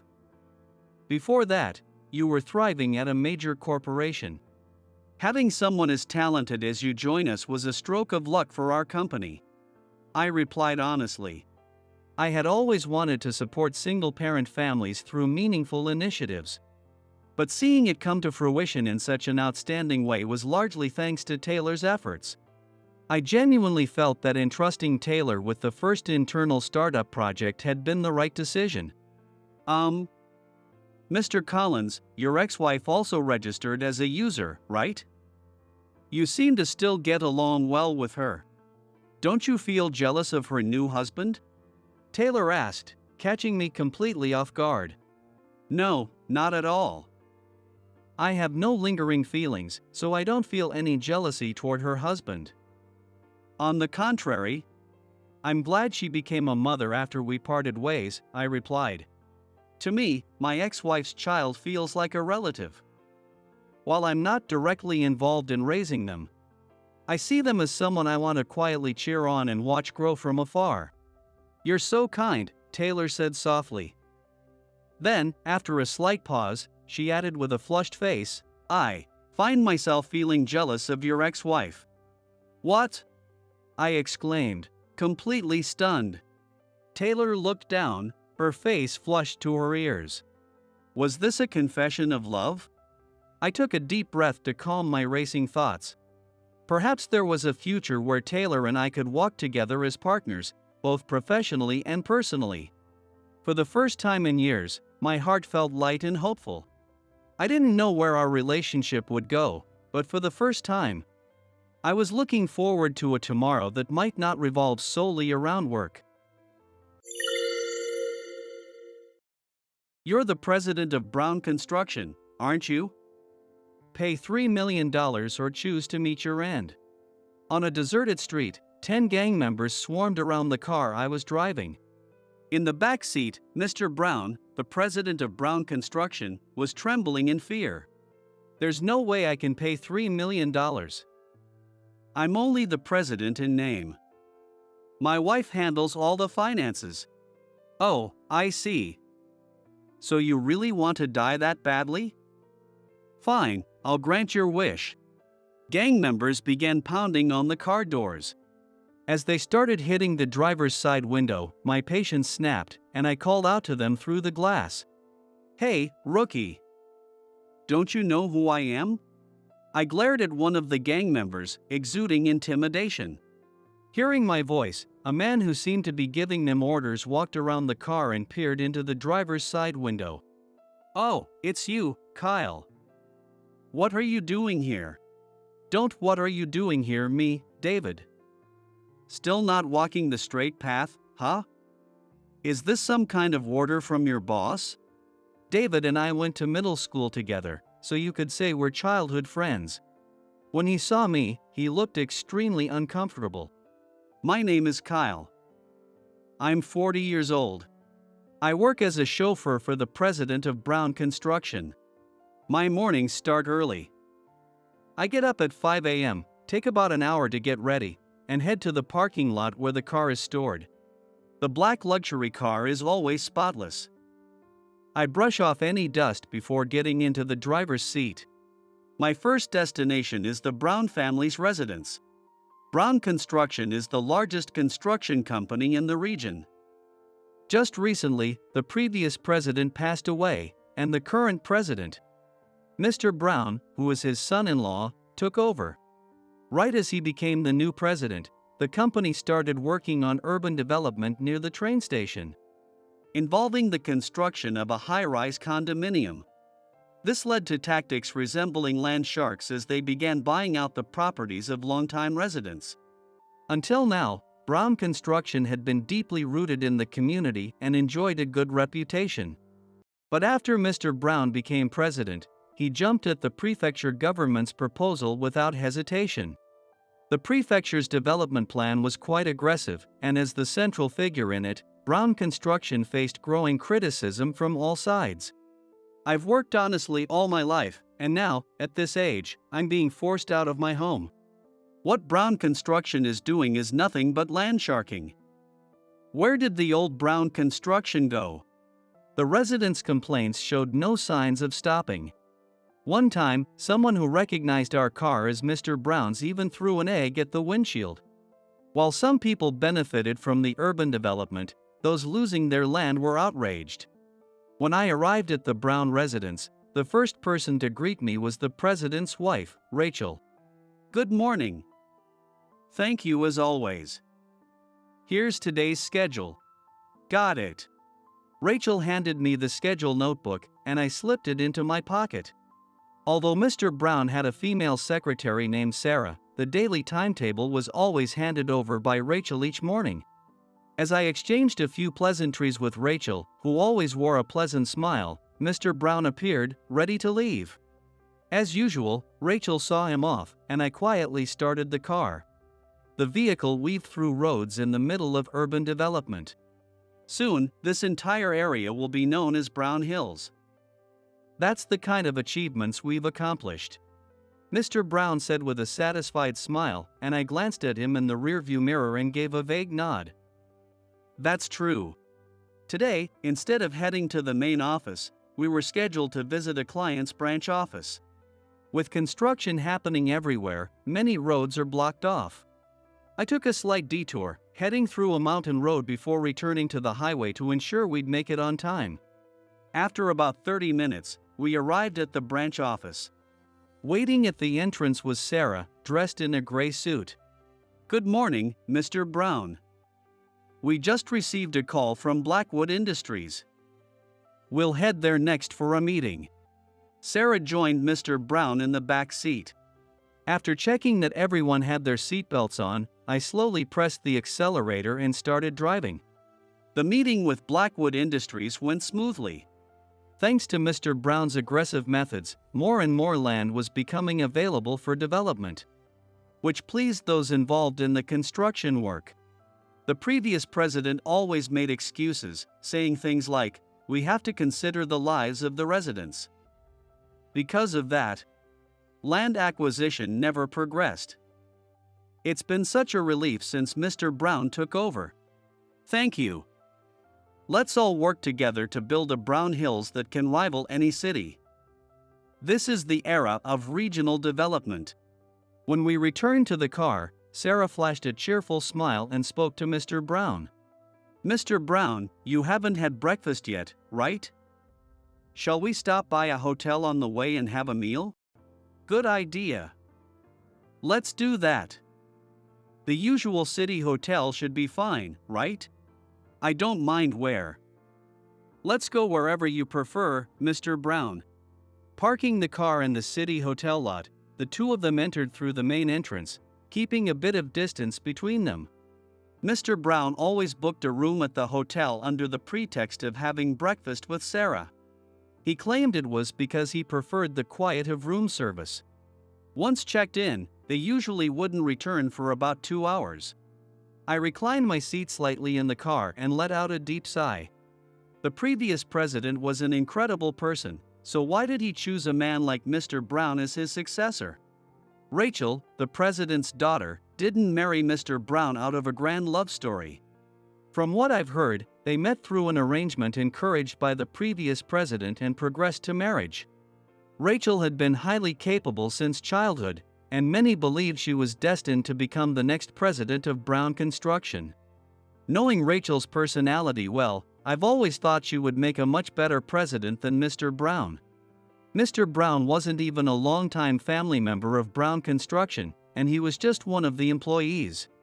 As a salesperson, Mr. Brown had a knack for aggressively securing new clients and contracts. Stories of a brilliant man in Brown Construction's sales team who could accomplish anything began circulating, eventually reaching the previous president. At the time, Rachel had just graduated from college and was working temporarily in the company's accounting department. While many around her voiced their support for Rachel as the next president, The old-fashioned previous president couldn't accept the idea of a woman inheriting the role.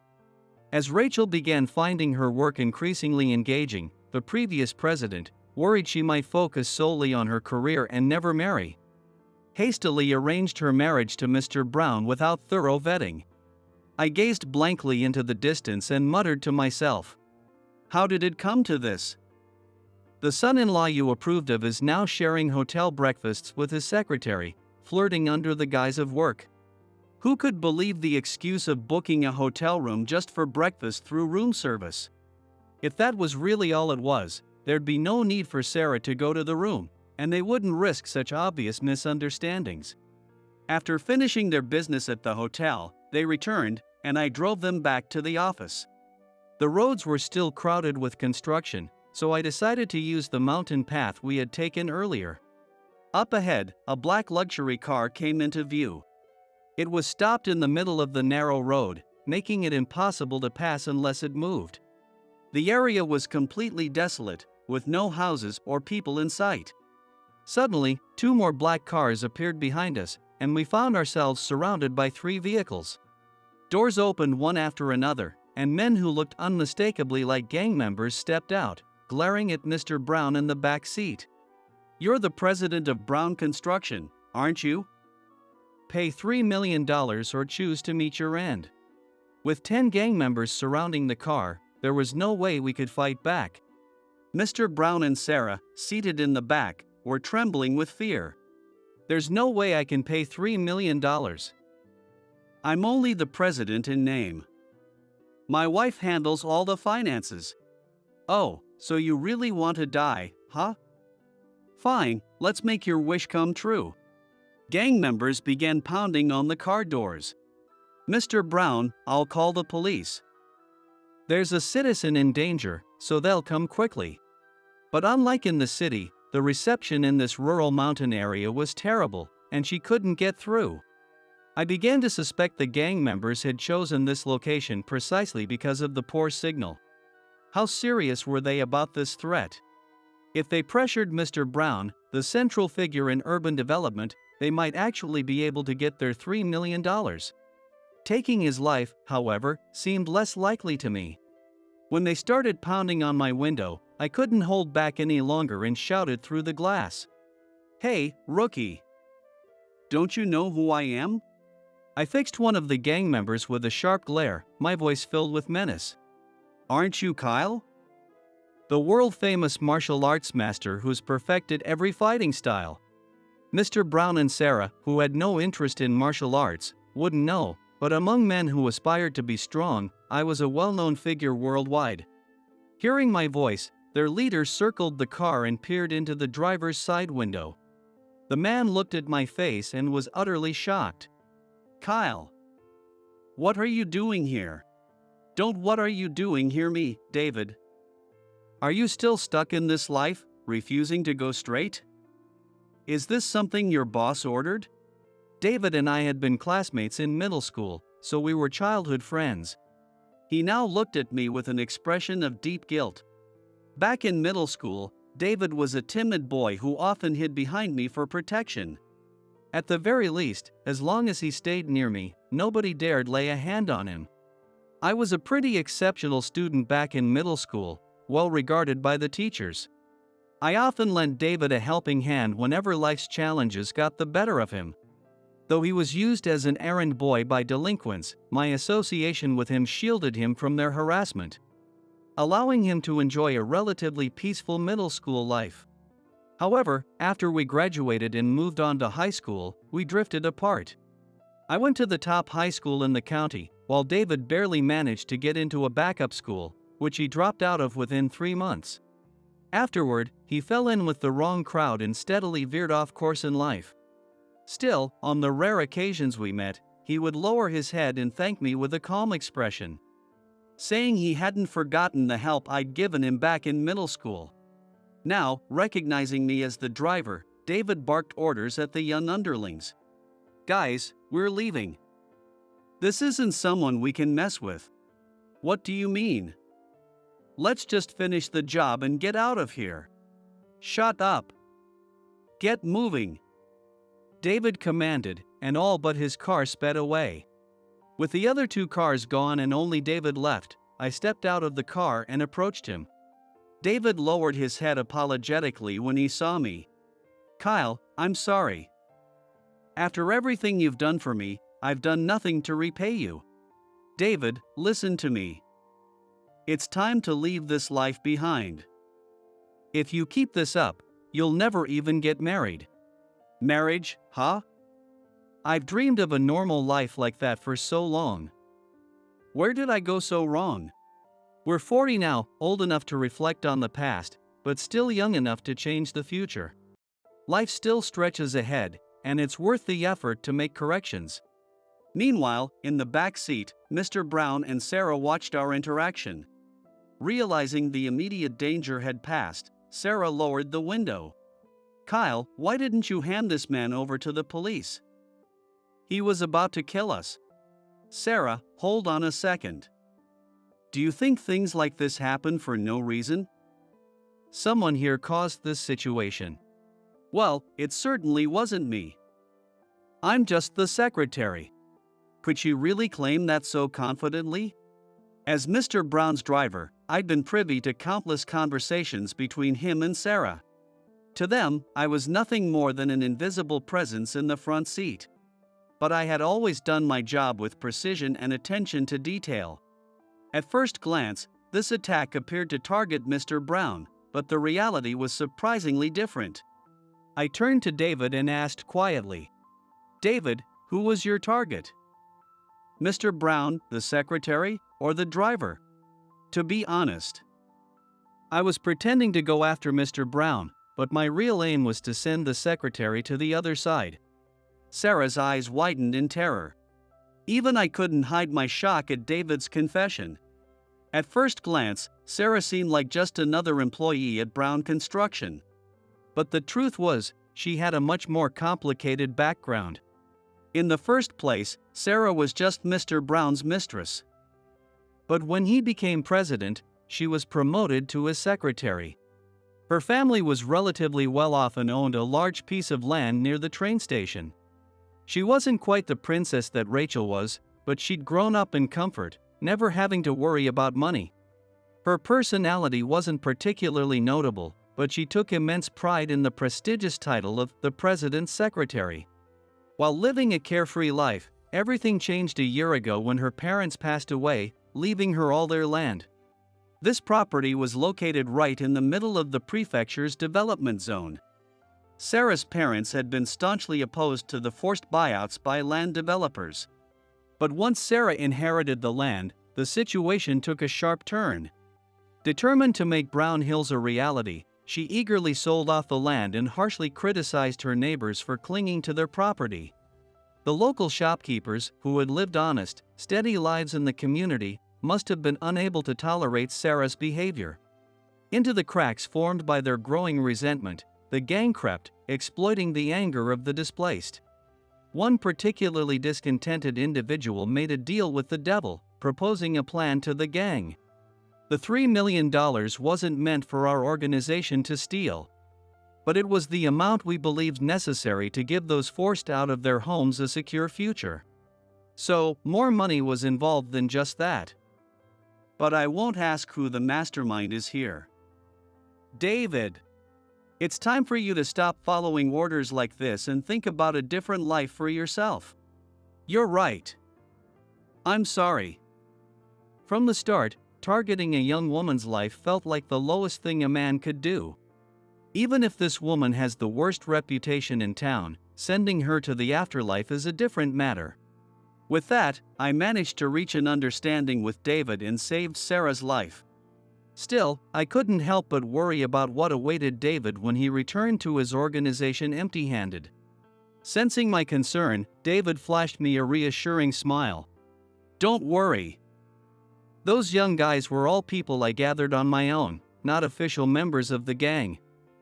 And this issue with the woman, I took it on as a personal matter. But from now on, I'll seriously consider how I want to live my life. Thank you. With that, David returned to his car and drove away quietly. I watched his car disappear into the distance and muttered under my breath, "Good luck." Returning to the driver's seat, I glanced at the two in the back. Sarah was visibly shaken by the realization that she'd been the target. Clinging to Mr. Brown, she trembled uncontrollably. "I can't take this anymore. I'm too scared to even leave the house now." "Well, those gang members might come to your house as well. You've already sold your land and are planning to move into one of the new high-rise condos, aren't you? Maybe you should leave the prefecture until then to be safe." Yes, I'll do that. My life's in danger. Kyle, take me to the summer villa Mr. Brown has in the countryside. I'll lay low there for a while." So, she intended to stay under Mr. Brown's protection no matter what. I let out a small laugh and took my hands off the steering wheel. What do you think Rachel will say about this? Why should the company president's secretary be hidden away at her husband's private villa? If I inform her, I'm sure she won't be pleased. You don't need to tell her. She never uses it anyway. I'll have Mr. Brown make sure Rachel doesn't come near it. Just don't meddle, okay? That's not going to happen. You see, I've been gathering evidence of your affair with Mr. Brown all this time. Mr. Brown clicked his tongue in frustration. It seemed he had anticipated this to some extent. I had a feeling. Ever since I became president and the driver suddenly changed, I thought something was up. How much did Rachel pay you? I'll pay more, just delete all that evidence right now. That wasn't an option. I wasn't doing this for money, and my role wasn't something Rachel had simply paid me for. I connected my phone to the monitor installed in the back seat and began displaying photos of their affair. The images included numerous shots of the two entering hotels together. We never used the hotel for anything improper. I also have audio recordings. Everything that happened between you two in the back seat when I wasn't around has been recorded by the dashcam with sound. Then just delete it all. I'll pay you more than Rachel did. Though Sarah remained defiant, Mr. Brown's expression grew increasingly uneasy. He realized no amount of money would sway me. Please, just don't tell Rachel. If she finds out, she'll divorce me, and I'll lose my position as president. That's exactly what your wife is hoping for. Who the hell are you? I thought you were just a driver, but you're clearly working with Rachel to bring me down. Wait. Are you sleeping with Rachel? If so, we're even. I let out a deep sigh at the absurd turn the conversation had taken. Then, I began explaining calmly. Rachel and I didn't have such a sordid relationship. We had met at an archery range. I am the head instructor at Harrison Range, a renowned archery school in this town. As a master of various martial arts, I'm well known among those who pursue such disciplines. In addition to archery, I've mastered judo, karate, and aikido. My reputation as one of the world's leading martial artists has even led to interviews on international TV programs. Now, the range is open exclusively to students dedicated to mastering archery. Many disciples visit the range daily to practice their shooting.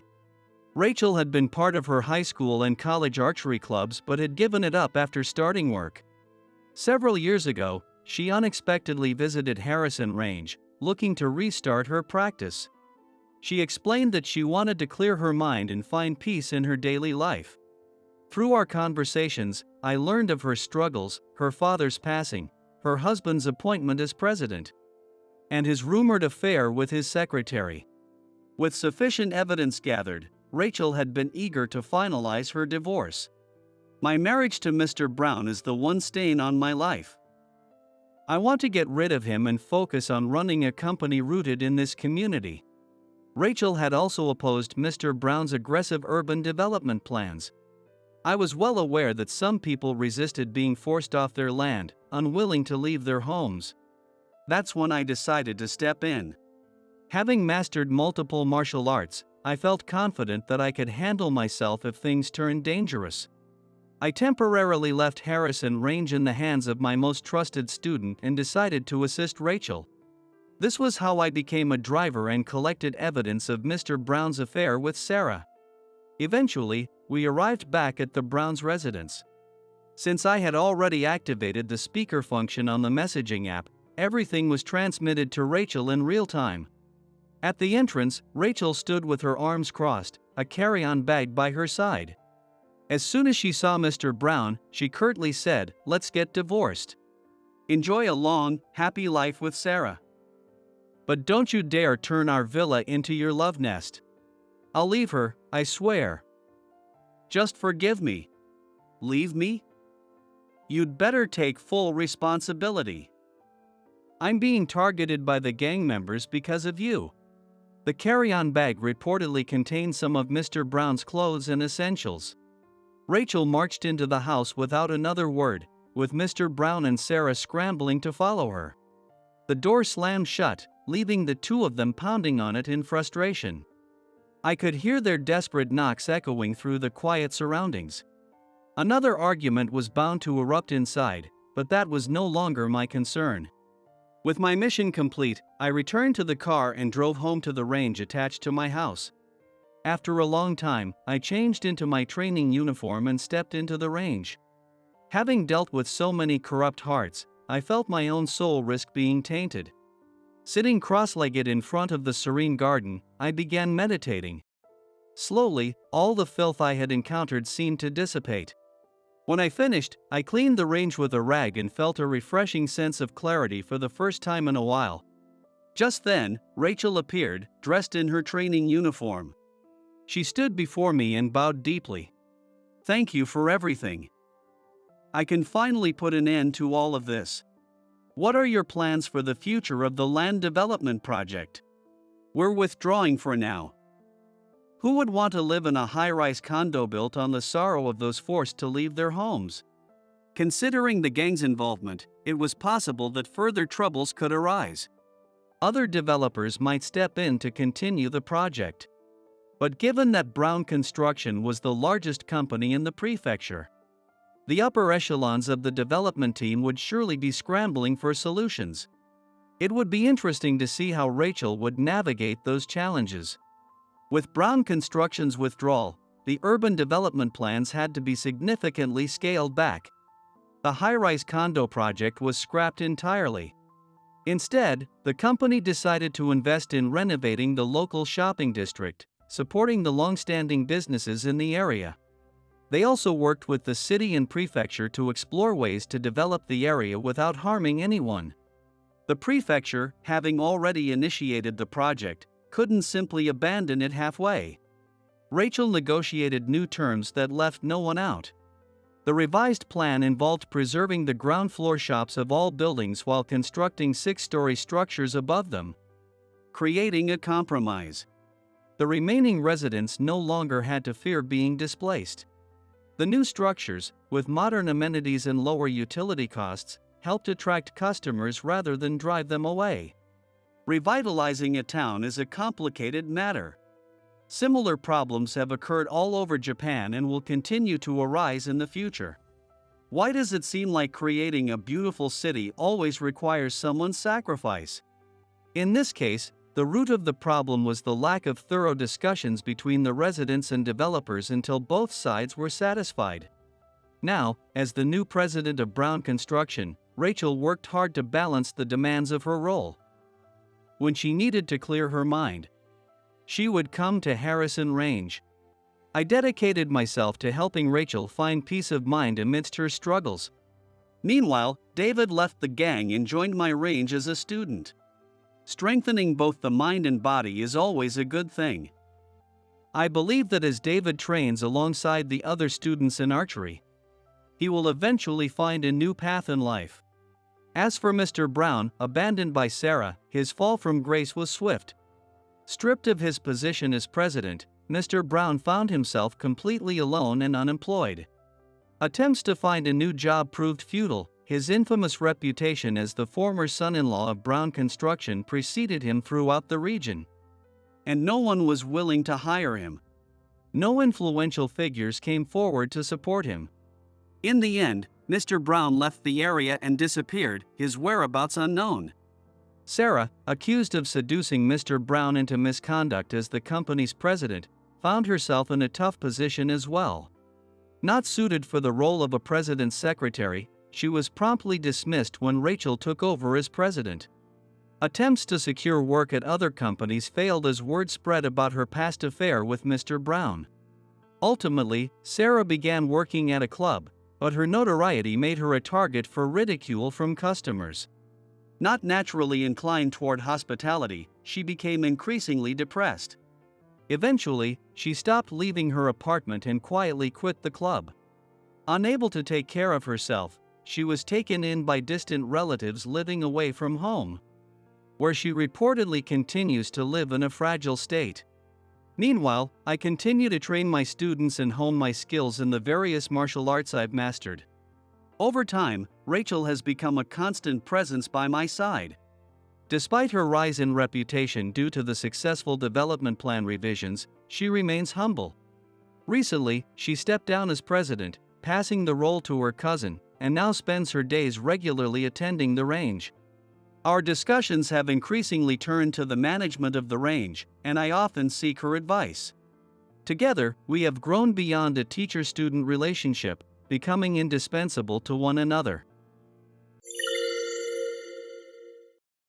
I came here to request a loan, but they told me, "Get out, you poor factory worker," and said things like, "A small factory like yours has no value." In front of the bank where I work, I saw a woman in work clothes standing motionless. She was drenched by the rain, trembling with her shoulders shaking, tears streaming down her face. When I spoke to her, she explained that her father's small factory was failing, and she had come to discuss a loan. However, because person in charge of her had been changed, she was bluntly turned away. With trembling fingers, I took out my phone and called someone. "Hello. It's me." The fight to save her factory began with that single phone call. At that time, I had no idea how unexpected the outcome would be. The soft spring sunlight streamed into the bank's reception room as I, Stephen, let out a sigh. Outside the window, rows of cherry trees swayed in the breeze, their pale pink petals scattering in the air. Captivated by the view, my fingers began moving unconsciously. Startled, I pressed down on my right hand to stop it. It had become a habit to start sketching designs whenever I looked at something. Faced with the loan consultation documents, I found myself once again lost in thoughts about making things. A glance at the clock told me I had only 10 minutes before my next client meeting. Panicking, I began organizing the documents. At that moment, there was a knock at the door. "Come in." The door opened, and Mr. Harris, the president of Harris Precision Industries, peeked in. His company specializes in manufacturing industrial robots and automation systems. They've developed multi-joint robotic arms for production lines, ultra-precise control systems for semiconductor manufacturing equipment, microfabrication robots for medical devices, automated sorting systems for logistics warehouses, and smart factory solutions utilizing IoT sensors. Every time he explained the advanced technology and intricate control mechanisms required for these products, I could feel my passion for manufacturing reignited. For me, the time spent meeting with Mr. Harris was a true delight, even as a banker. He seemed to know that, and he always took the time to share the intricate details of his products with me, even though such information wasn't necessary for my role. "Hey, Stephen. I arrived a bit early. Is that okay?" "Mr. Harris, welcome. Please have a seat." I stood up and bowed deeply.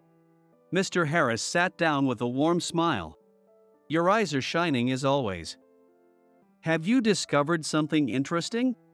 "Oh, not really. No need to hide it.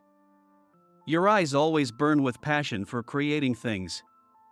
I can see it as clear as day." As I hesitated with my words, Mr. Harris gave me a sly grin. I felt my cheeks flush slightly. "Sorry about that. I shouldn't be distracted during work." "No, it's fine. That passion is what allows you to understand our industry so well. That's why it's such a help to have you as our contact." Mr. Harris spoke kindly. His words filled my heart with warmth. At the same time, though, I felt a pang of mixed emotions. Guessing this, Mr. Harris changed the topic. By the way, I've got an idea for a new product. Mind giving me some advice? It's tied to financing, after all. Of course, I'd be happy to help. We spent the next 30 minutes discussing his ideas. It's about time. Mr. Harris glanced at his watch and stood up. As I saw him off, I felt a tinge of regret but smiled warmly. As he was leaving, Mr. Harris patted me on the shoulder. Your passion for creating things is extraordinary. It's what makes you who you are. No matter what happens, hold on to that passion. I believe that one day it will bloom into something magnificent. Leaving those words behind, Mr. Harris walked away. As I watched his back disappear, a swirl of complex emotions enveloped me. It was true that I am a banker now. But deep inside, my passion for creating things continues to burn brightly. That flame will never go out. Returning to my desk, I took a deep breath and turned my attention back to the loan documents. Outside the window, cherry blossoms floated gently on the wind. Lost in their beauty, I suddenly heard a cold voice behind me. Hey, Stephen. Daydreaming again, are you? I turned to see my older brother, Kevin, standing there. With his straight posture and perfectly tailored suit, he looked like the very face of the bank's advertisements. No, I was reviewing the documents. I stammered, scrambling to explain myself, but Kevin's brow was already furrowed with disapproval. You were probably off in some fantasy about making things again, weren't you? Grow up. You're a banker now. This isn't the time to be playing with toys like some kid. He smirked coldly, his words hitting me like a blow. His words made my chest tighten painfully. But I couldn't find the words to argue back. He wasn't wrong. While reviewing loan applications, I drifted off into thoughts of making things. And honestly, you're a failure as a banker too. Someone as introverted as you will never get ahead. You've been trusted with an important job. Yet your head's always full of nuts and bolts. Kevin, Save it. Just get those documents done. If you mess up, it'll reflect poorly on me and our father too. With those parting words, Kevin walked away. Leaving me to watch his retreating figure, I was overwhelmed by a sense of powerlessness. It was true that I'm not exceptional as a banker. I enjoy and excel far more at sketching mechanical designs than at calculating loan terms. I turned my gaze back to the window. The cherry blossoms swirled as if to console me, their gentle dance soothing my heart. As I watched the blossoms, my memories drifted back to a distant past. It was when I had just started elementary school. Stephen, why can't you be more like Kevin? My father's stern gaze bore down on me. As the president of Moore Bank, his presence felt like an imposing wall towering over my small self. I'm sorry. I mumbled, barely audible. My father let out a heavy sigh at my words. Kevin was top of his class even in elementary school and served as student council president. You need to shape up. It was a conversation I had heard countless times. My brother, Kevin, was my father's pride. He was intelligent, athletic, and charismatic. He was truly a perfect successor for the bank. And then there was me. Stephen, are you tinkering with machines again? What about your studies? Startled by my mother's voice, I quickly hid the disassembled radio. Sorry. I'll get to my studies right away. But even as I said it, my eyes were fixed on the machine parts. The screws, gears, and tiny components seemed to call out to me, and I couldn't resist being drawn in. Didn't your father tell you? You're going to be a banker, so you need to get it together. Kevin studies without being told, but you, Stephen. My mother sighed in exasperation. Yes, my future had been decided from the moment I was born. I was to be the heir to Moore Bank. but my heart had always been with machines. My brother, meanwhile, always looked at me with a cold, dismissive gaze. "Stephen, what's the point of wasting time on something so trivial?" One day, while I was repairing and modifying a broken clock, my brother said this to me. Without thinking, I let my true feelings slip out. "But I like this. When I grow up, I want to work on creating things like this." "You're an idiot. You're going to be a banker, aren't you? Forget about such a foolish dream." His words were cold. And so time passed, and I eventually ended up following the path my father had laid out for me, becoming a banker. I did it to meet my father's expectations, to somehow catch up to my brother. Yet deep in my heart, my passion for creating things continued to burn brightly. It was a few days after my meeting with Mr. Harris. The sky was blanketed with gloomy rain clouds, making for a dreary afternoon. I was hurrying back to the bank after visiting a small factory we'd lent to, drenched from the rain as I rushed through the streets. As I approached the bank, a strange sight stopped me in my tracks. Right near the entrance, there stood a lone woman. Her long black hair was soaked by the rain, and she wore what looked like a dirty work uniform. Yet, her appearance wasn't unseemly. In fact, she seemed to stand out, as though she didn't belong to the chaos of the bustling surroundings, emanating an odd sense of presence. She just stood there, motionless. Her shoulders trembled as the rain poured down on her.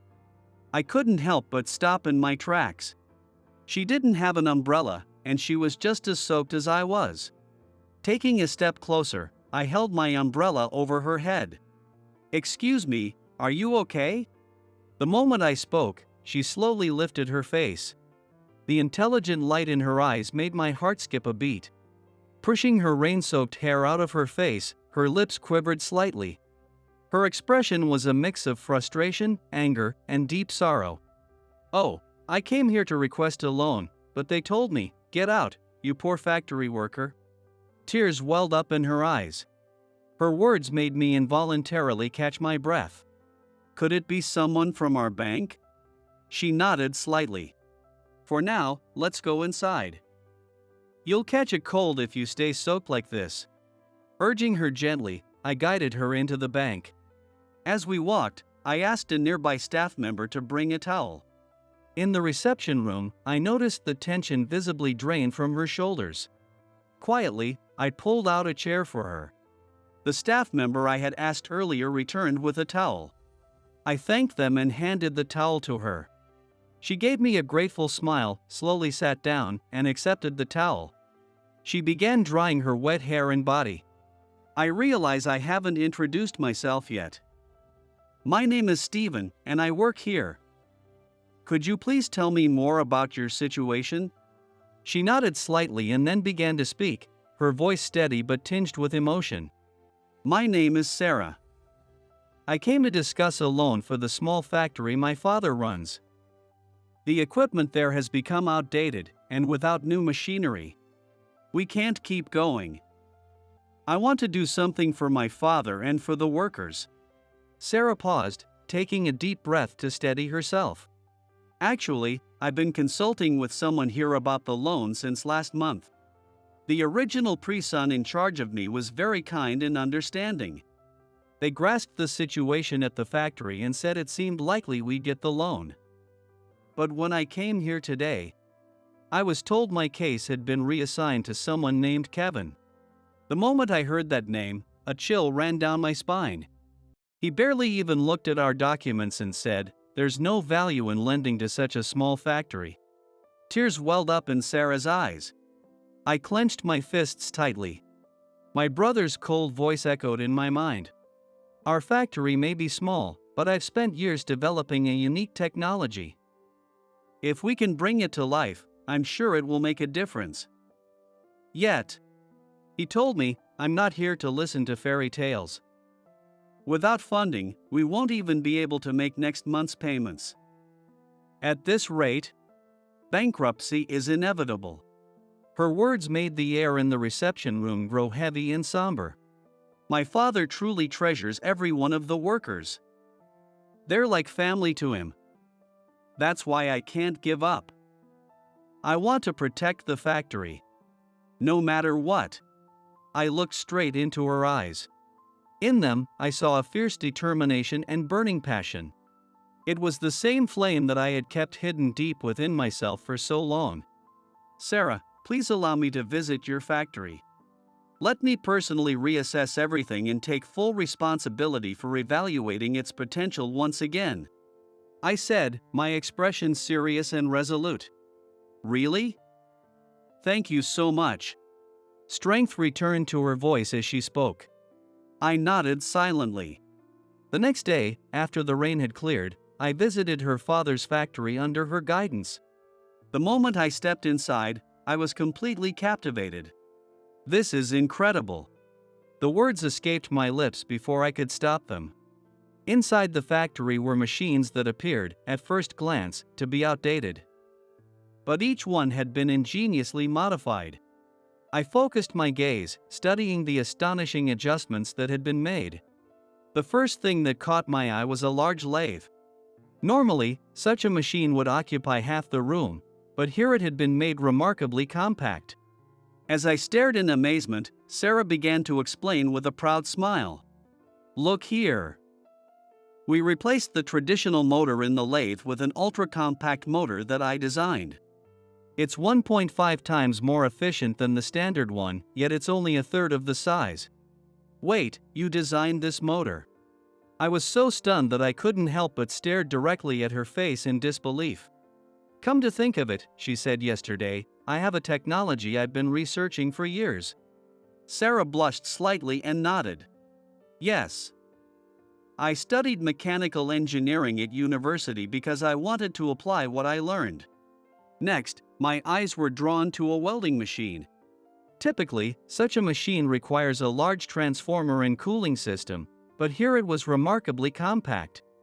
This welding machine, what's been done to it? I couldn't hide my excitement as I asked. Oh, this one? I replaced the conventional transformer with a high-frequency conversion device I developed. It's 30% more energy efficient and doesn't require a cooling system anymore. As we moved further inside, I noticed a testing line. There, a small camera-like device was scanning products one after another. This testing system is amazing. This is my pride and joy. It combines an AI-powered image recognition system with an ultra-precise laser scanner I developed. It can detect tiny scratches and distortions more accurately than the human eye. In the corner of the factory, I spotted a small device moving quietly. At first glance, it was unclear what it was doing, but its intricate movements caught my attention. I couldn't believe my eyes. Is that an automated assembly machine? Exactly. I designed it with a multi-joint arm and a specialized gripping mechanism for handling small parts. This one machine can handle the work of an entire assembly line. Sarah's voice was filled with excitement. Finally, my gaze settled on a device that appeared to control the entire factory. It looked like a small tablet, displaying complex graphs and numbers. Is this controlling the entire factory? Yes. It's an integrated control system I developed.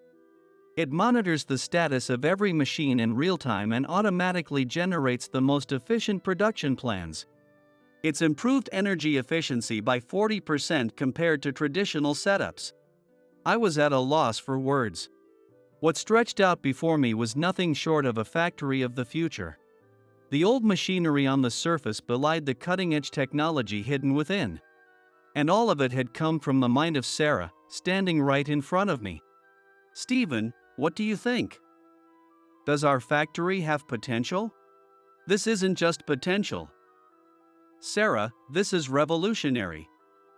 Such incredible technology must be shared with the world. Overwhelmed by excitement, I couldn't help but take her hands in mine. Sarah blushed deeply, smiling shyly. Realizing what I'd done, I quickly let go of her hands, flustered. As the warmth of her hands lingered in mine, I found myself captivated not only by her talent but also by her humility and passion. However, the sweet moment was abruptly shattered. Sarah! Is this the banker from yesterday? A thunderous voice echoed through the factory. I turned to see a middle-aged man standing at the entrance. His face was twisted with anger as he stormed toward us. Dad! No, it's not like that. This person is. Sarah quickly released my hand, her voice frantic as she tried to explain. But her father, Thomas, as I would later learn, cut her off and stood directly in front of me, his face furious. Hey you! How dare you insult my daughter and then have the audacity to show up here? Wait, insult? I looked at Sarah, completely bewildered. Sarah gave me an apologetic look before speaking hesitantly. I'm sorry, Stephen. I told my father about what happened yesterday. But it seems he misunderstood. I heard it. Factory workers, go home because you're poor? Mocking the technology my daughter worked so hard to develop. Thomas's voice trembled. No, that's enough. I don't need anything from the bank. We'll rise up on our own. His voice carried not only anger but also deep sorrow and determination. Years of hardship were etched into every word he spoke. Dad, calm down. Stephen is different. He truly understands our technology. Silence, Sarah. You're being deceived. Banks don't really care about small businesses like ours. I couldn't hide my unease. I understood their frustration, the pain they'd endured from the cold decisions of the banking world. But still, I gathered my courage and spoke. I'm truly sorry about yesterday. But I was deeply impressed by by Sarah's incredible skills. Shut up. I've had enough of this. Get out. Thomas's furious shout cut off my words. In his eyes, anger and sorrow were intertwined. I was left speechless. Stephen, I'm so sorry. Please, just leave for today. I'll talk to my father and try to convince him. Sarah's words left me with no choice but to nod and head back. On the way home, I pulled out my phone with trembling fingers and called my father. Feeling a lump in my throat, I forced myself to speak. Dad, no, Mr. Moore. It's Stephen. What is it? His voice carried its usual indifference. I need to discuss the loan application for Kennedy Industries. Oh, that small business? Kevin turned it down, didn't he? His words made me bristle. But that doesn't make sense. That factory has incredible technology. Don't make a fuss over something so minor. I've entrusted Kevin with this matter. But, Dad, you're a banker. Don't let your emotions cloud your judgment. Respect Kevin's decision. I clenched my teeth in frustration. I couldn't back down now. Dad, this case has real potential. Please reconsider and review it again. Stephen, you're still too naive. A bank isn't a charity. We can't take on high-risk cases. But, I'll say it one more time. Follow Kevin's decision. That's your duty as a banker. The call abruptly ended. I stood there, stunned. My father's cold words echoed in my mind. At the same time, Sarah's passionate and determined expression came to the forefront of my thoughts. I exhaled deeply. I couldn't let it end like this. As a banker and also as a person, there had to be something I could do. A few days after my visit to Kennedy Industries, on a pleasant spring afternoon, Sarah and I sat on a bench in a small park near the factory. Cherry blossom petals danced on the breeze, gently falling around us. Sarah, your technology is truly remarkable. That's exactly why it needs to be protected. I spoke quietly, breaking the silence. Sarah tilted her head slightly in curiosity. Protect. Yes, I recommend applying for a patent. A patent? But wouldn't that feel like I'm keeping the technology all to myself? I couldn't help but smile. Her purity and sincerity touched me deeply. No, Sarah. A patent is to protect your technology. It ensures that big corporations can't copy or exploit it. But isn't technology meant to help everyone? I want to use this technology to help as many people as I can. Her words reminded me again of Sarah's kindness and passion. I understand. But with a patent, your technology will be properly recognized and valued. It will also allow you to decide how it's used to help others. The patent is there to protect that right. I spoke gently. Sarah fell silent, deep in thought. A cherry blossom petal landed softly on her shoulder. But applying for a patent sounds expensive and complicated. Don't worry. I'll support you with everything I've got. This is something I'm good at. Without thinking, I took Sarah's hand. Her eyes widened in surprise. Your technology has the potential to change the world. That's why it's worth protecting. And it's important to ensure it's shared with the world in the right way. I spoke with a serious expression, looking straight into her eyes. Gradually, understanding began to dawn in Sarah's gaze. Understood. If it's with you, Stephen, I'll give it a try. She nodded quietly. I let out a sigh of relief. All right, let's start putting this into action. It's hard to discuss things here, and we'll need all the relevant materials. Is there somewhere indoors we can go? In that case, come to our office. My father is out for an appointment right now, so the space is free. We went to the factory and entered a small office, where we sat facing each other. On the desk, Sarah's design schematics and documents were spread out. On the screen of the laptop I had brought, the patent office's website was displayed.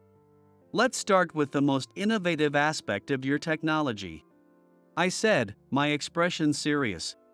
Sarah thought for a moment before pointing to one of the schematics. This one. It's a control system that achieves both miniaturization and energy efficiency. I looked at the blueprint and couldn't help but catch my breath. Amazing. This definitely has patent potential. From that moment, our long task began. Sarah explained the intricate details of her technology, while I translated her ideas into the technical and legal language required for the patent application. At times, we struggled with complex legal terminology or deliberated on how best to express the essence of her innovation. Solving each challenge together, one step at a time. Regarding this efficient heat exchange system, it might be better to make the description more specific. You're right. How about optimization of heat transfer efficiency through multi-layered structures? Wonderful. With that, the patent examiner should find it easy to understand. After countless exchanges like this, we finally completed the first patent application. When I glanced at the clock, it was already past 9 p.m. Sarah, it's getting late. Shall we call it a day? No, let's keep going a bit longer.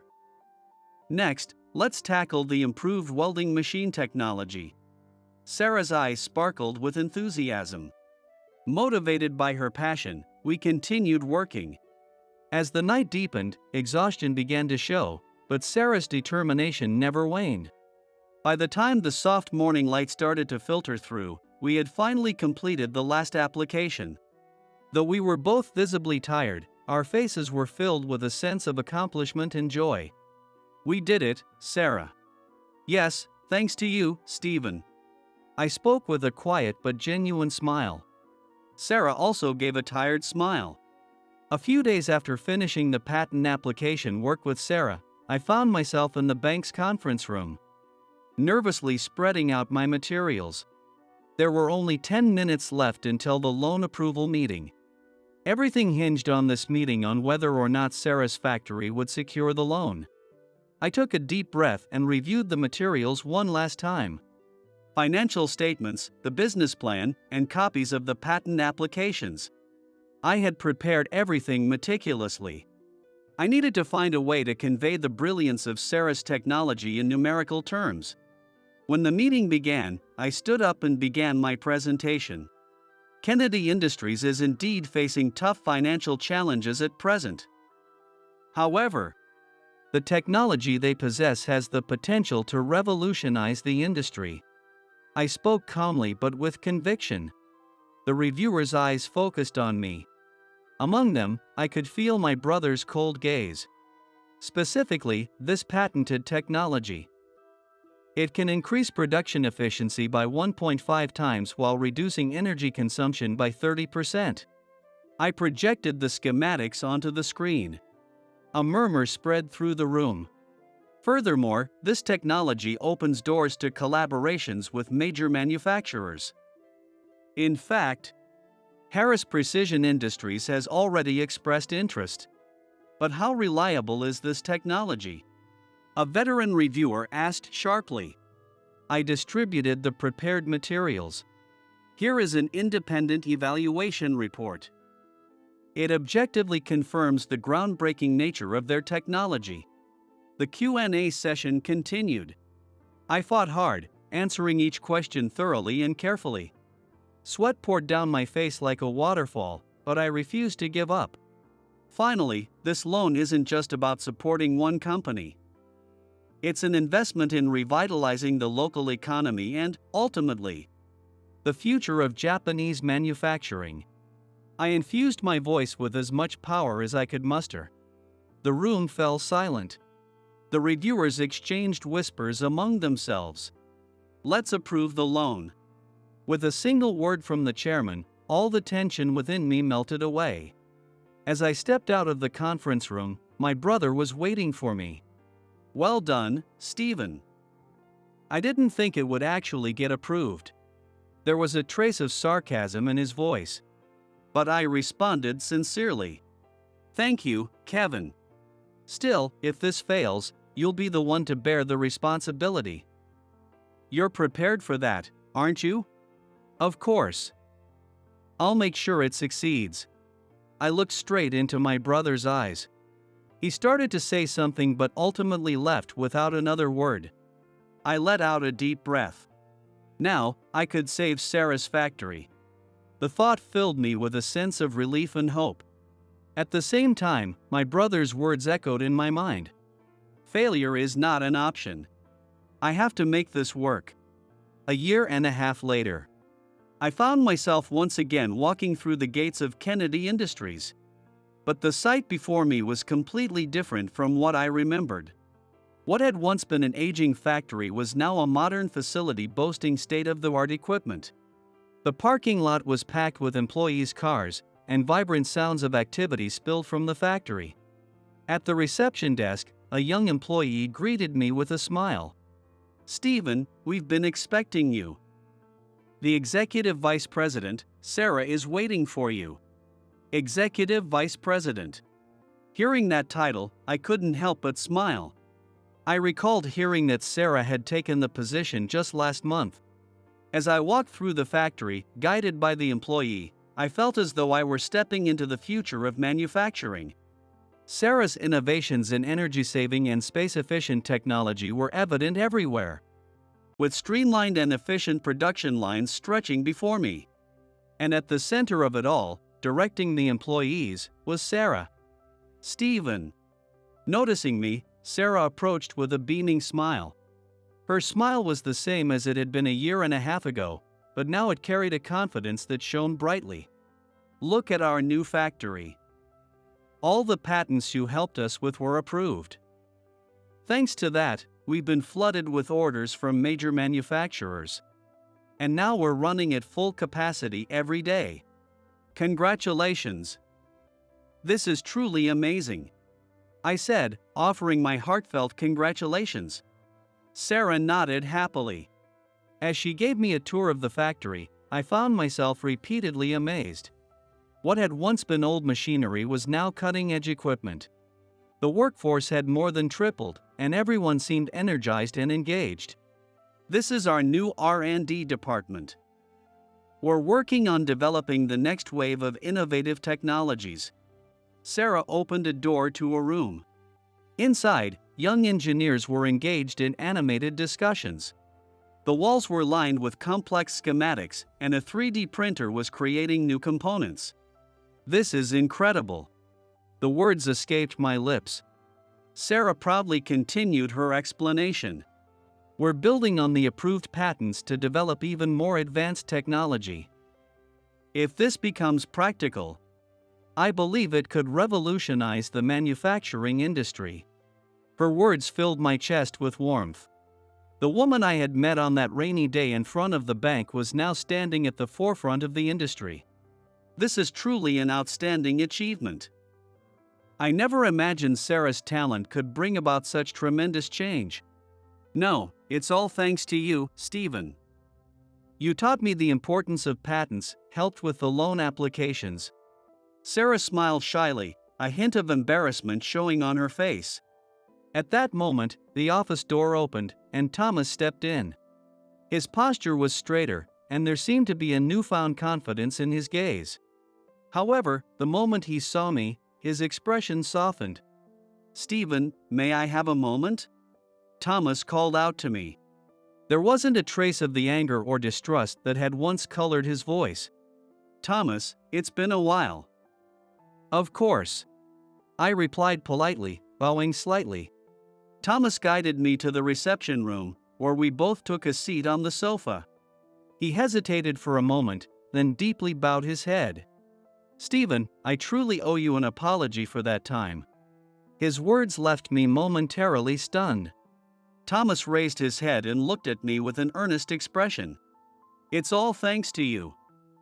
Our factory is thriving now, and Sarah has been able to show her talents. I can't thank you enough. Back then, I doubted you and said such terrible things. Yet you..." His voice faltered, and he fell silent. Sarah gently patted her father's back. Hearing his heartfelt words, I felt a surge of emotion well up inside me. After a brief pause, Thomas spoke again. "Stephen, I actually have a favor to ask." "Of course." "What is it?" "I'd like to request an additional loan for new equipment and research and development." Once again, Thomas bowed his head. I couldn't hide my surprise. For someone who had harbored such distrust toward bankers to now bow his head and request a loan, it was unthinkable. Our technology still has so much potential. It can contribute even more to the world. For that, we need. I understand. Please share the details of your plan with me. I nodded deeply. At that moment, Thomas's face brightened. Sarah, too, smiled happily. The three of us sat around the table in the office, discussing plans for the future. Outside the window, the vibrant sounds of the factory echoed. It felt like the overture to a new challenge. Months after the additional loan to Kennedy Industries, the atmosphere around me at work began to shift. Until then, the senior colleagues who had barely paid attention to me suddenly began striking up conversations. "Stephen, the Kennedy Industries case is impressive. Getting an additional loan of that size approved? Well done." Each time I heard these words, I felt a mix of pride and unease. One day, I was called into the office of my manager, Terrence. Nervously entering, I saw graphs and numerical data spread out across his desk. "I've been looking over your performance, and these numbers are incredible. Just this term, your results have increased by 300% compared to last year. And every single loan is being repaid smoothly." Terrence adjusted his glasses and looked at me intently. He showed me the documents, and I caught my breath. Starting with the loan to Kennedy Industries, the amount I had facilitated for small and medium-sized businesses had skyrocketed. Most of the loans were for technological development and business expansion. Even I could hardly believe it. "This is... You're the top performer in the sales department, Stephen.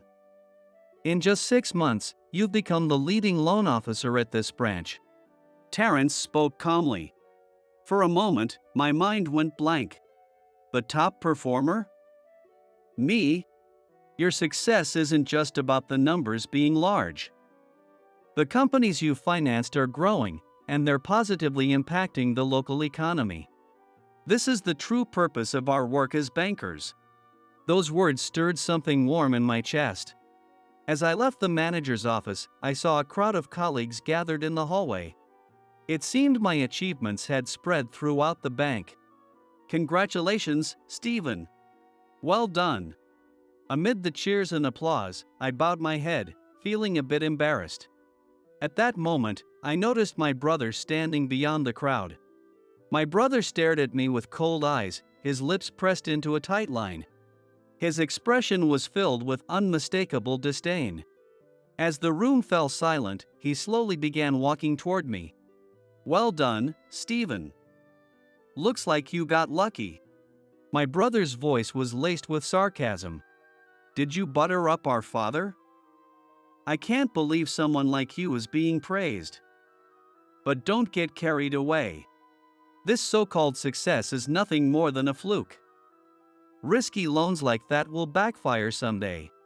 Kevin, this wasn't luck or coincidence. It's the result of our clients' hard work and believing in their potential. Ha, don't spout pretty words. You've been incompetent from the start. Just make sure you don't ruin the bank's reputation with your inevitable failure." He clicked his tongue and walked away. As I watched his retreating figure, a new determination began to take root in my heart.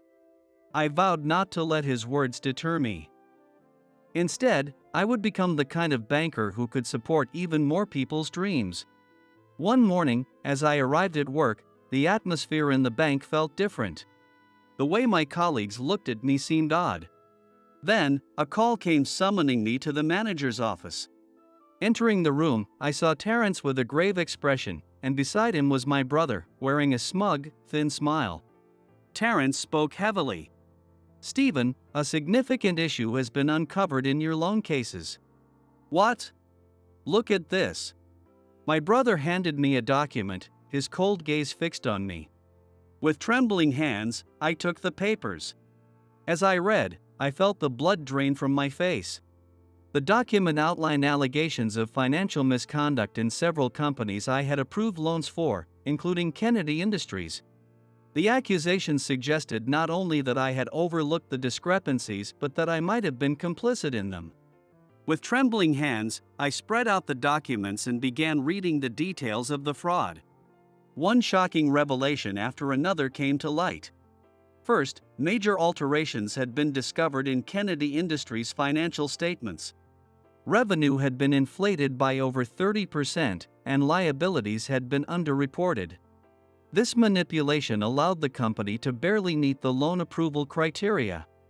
Additionally, fictitious orders had been recorded to falsify financial statements, enabling the company to secure a large equipment investment loan despite having a financial condition that did not meet the loan criteria, with non-existent inventory used as collateral. These fraudulent activities were executed at a level so sophisticated that they would have been nearly impossible to detect through standard reviews. However, this wasn't the extent of the problem. The most damning evidence was a whistleblower memo reportedly delivered to my desk months ago. The memo indeed bore my signature, along with a clearly marked date. This meant it appeared as though I had been aware of the fraud and had chosen to turn a blind eye to it. Even more incriminating, the final loan approval documents also carried my signature. Typically, loans of this magnitude required a supervisor's approval, yet the record showed it had been authorized solely under my name. This is absurd. I clutched my head in disbelief. The signatures were undeniably mine. But I would never have carelessly signed off on such critical documents. And as for the whistleblower memo, I had no memory of ever seeing it. The evidence was undeniable. It painted a picture of me overlooking falsified financial statements, ignoring warnings, and unilaterally approving the loans. Every piece of evidence pointed directly at me, making it seem as though I had been complicit in the fraud. As cold sweat trickled down my back, the gravity of the situation struck me. This wasn't just a loan approval mistake. It was a clear case of fraudulent lending through collusion. If exposed, it wouldn't just mean dismissal, but I could face criminal charges. This has to be a mistake. I would never. Enough. Stephen, you are hereby suspended from your duties until the investigation is complete. Do not come to the bank in the meantime. Terence interrupted sharply. At that moment, it felt like my world had gone dark. As I walked through the bank, cold stares pierced me from every direction. The rumors had clearly spread. Looking out the window, I noticed rain starting to fall. As if reflecting my own feelings, the sky was filled with dull, gray clouds. 4 days later, on a quiet morning, while I was at home, my phone suddenly rang. It was Terence. "Stephen, report to headquarters immediately." His tone was ice cold. Dragging my heavy feet, I made my way to the headquarters. When I entered the conference room, I was met with the stern faces of the executives and the smug, triumphant expression of my brother. "Stephen, it has been decided that you are dismissed." Those words made the world seem to stop. "The loan case with Harris Precision Industries will be handed over to Kevin. The client has already been informed. Ensure that you transfer all materials to him by the end of today." Understood. As I hung my head and gave my response, my brother approached me. "You've done well so far. Leave the rest to me," he said coolly. His words stirred a wave of anger and frustration within me. But even more overwhelming was the deep sense of despair that enveloped me. Suddenly, the conference room door burst open. "Emergency. A call from Mr. Harris from Harris Precision Industries. He says it's urgent." The secretary hurried in, visibly flustered. Terence, confused, picked up the receiver. The tension in the room became palpable. "Yes, this is Terence speaking." "What? You can't be serious." He glanced at me, his face pale. "Mr. Harris has said he will not proceed with the loan unless Stephen remains the person in charge of him." Terence's voice trembled as he spoke. The room erupted into murmurs. "What? Why? That's unacceptable." My brother's face turned pale in an instant. A level of agitation I had never seen before appeared on his expression. Terence, looking perplexed, placed the receiver back to his ear. After listening for a while, his expression shifted to one of astonishment. "Understood." Terence then switched the phone to speaker mode. The composed voice of Mr. Harris resonated throughout the room. "This is Harris, the president of Harris Precision Industries. I have something important to say to your bank concerning Stephen." The tension in the room became palpable. I noticed Kevin leaning forward, his body taut with anticipation. "Stephen holds the patent that forms the core of our company's flagship product. Specifically, it's for our Neo Precision Controller series." The air in the room grew tense. Everyone held their breath, listening intently. Mr. Harris continued. "Stephen's patented technology is called the Adaptive Microvibration Suppression System. Traditional precision control systems were vulnerable to external microvibrations and temperature fluctuations, making it difficult to maintain nano-level accuracy. However, Stephen's innovation has brilliantly solved this issue." Mr. Harris's voice carried a note of excitement. "The innovation in this technology lies in the combination of intricate sensor networks and groundbreaking algorithms. The sensors detect minute changes in the environment and analyze the data in real time. Furthermore, it can instantly apply precise corrections, even in response to unpredictable disturbances. It's like giving machines the ability to adapt, isn't it?" Terence let out a voice of admiration. "Exactly. Furthermore, this technology has drastically improved energy efficiency by achieving precise control with minimal force. It reduced power consumption by 40% compared to conventional systems. Thanks to this innovation, the Neo Precision Controller became the core of industrial robots and automated manufacturing lines. It revolutionized fields requiring ultra-high precision, such as semiconductor production, precision machinery assembly, and even medical device manufacturing. Today, this controller accounts for over 30% of our company's revenue, making it our flagship product. Stephen's idea has significantly contributed to enhancing the global competitiveness of Japan's manufacturing industry. I could see my brother's face growing paler by the second. Terence, on the other hand, was looking at me with an expression of admiration. This technology is expected to have broader applications in fields such as space exploration and next-generation robotics. Stephen's vision has laid the foundation for future technological innovation. He came up with this incredible concept during his internship at our company. The moment I heard his idea, I knew this was going to be something extraordinary. The atmosphere in the room shifted dramatically. I immediately proposed to Stephen that he file a patent. But he looked troubled and said he had to work at the bank his father ran. Honestly, I was disappointed. Losing such a talented young man was a significant loss for our company. But Stephen's resolve was firm. Mr. Harris's voice carried a tinge of regret from that time. However, his tone quickly regained its vigor. So I proposed buying the patent outright. Alternatively, I offered to pay royalties for the right to use the technology. Terence looked at me with a stunned expression. My brother's face grew increasingly conflicted. In the end, Stephen agreed to a joint patent filing. The patent was issued under his name, and our company secured exclusive usage rights in exchange for paying royalties.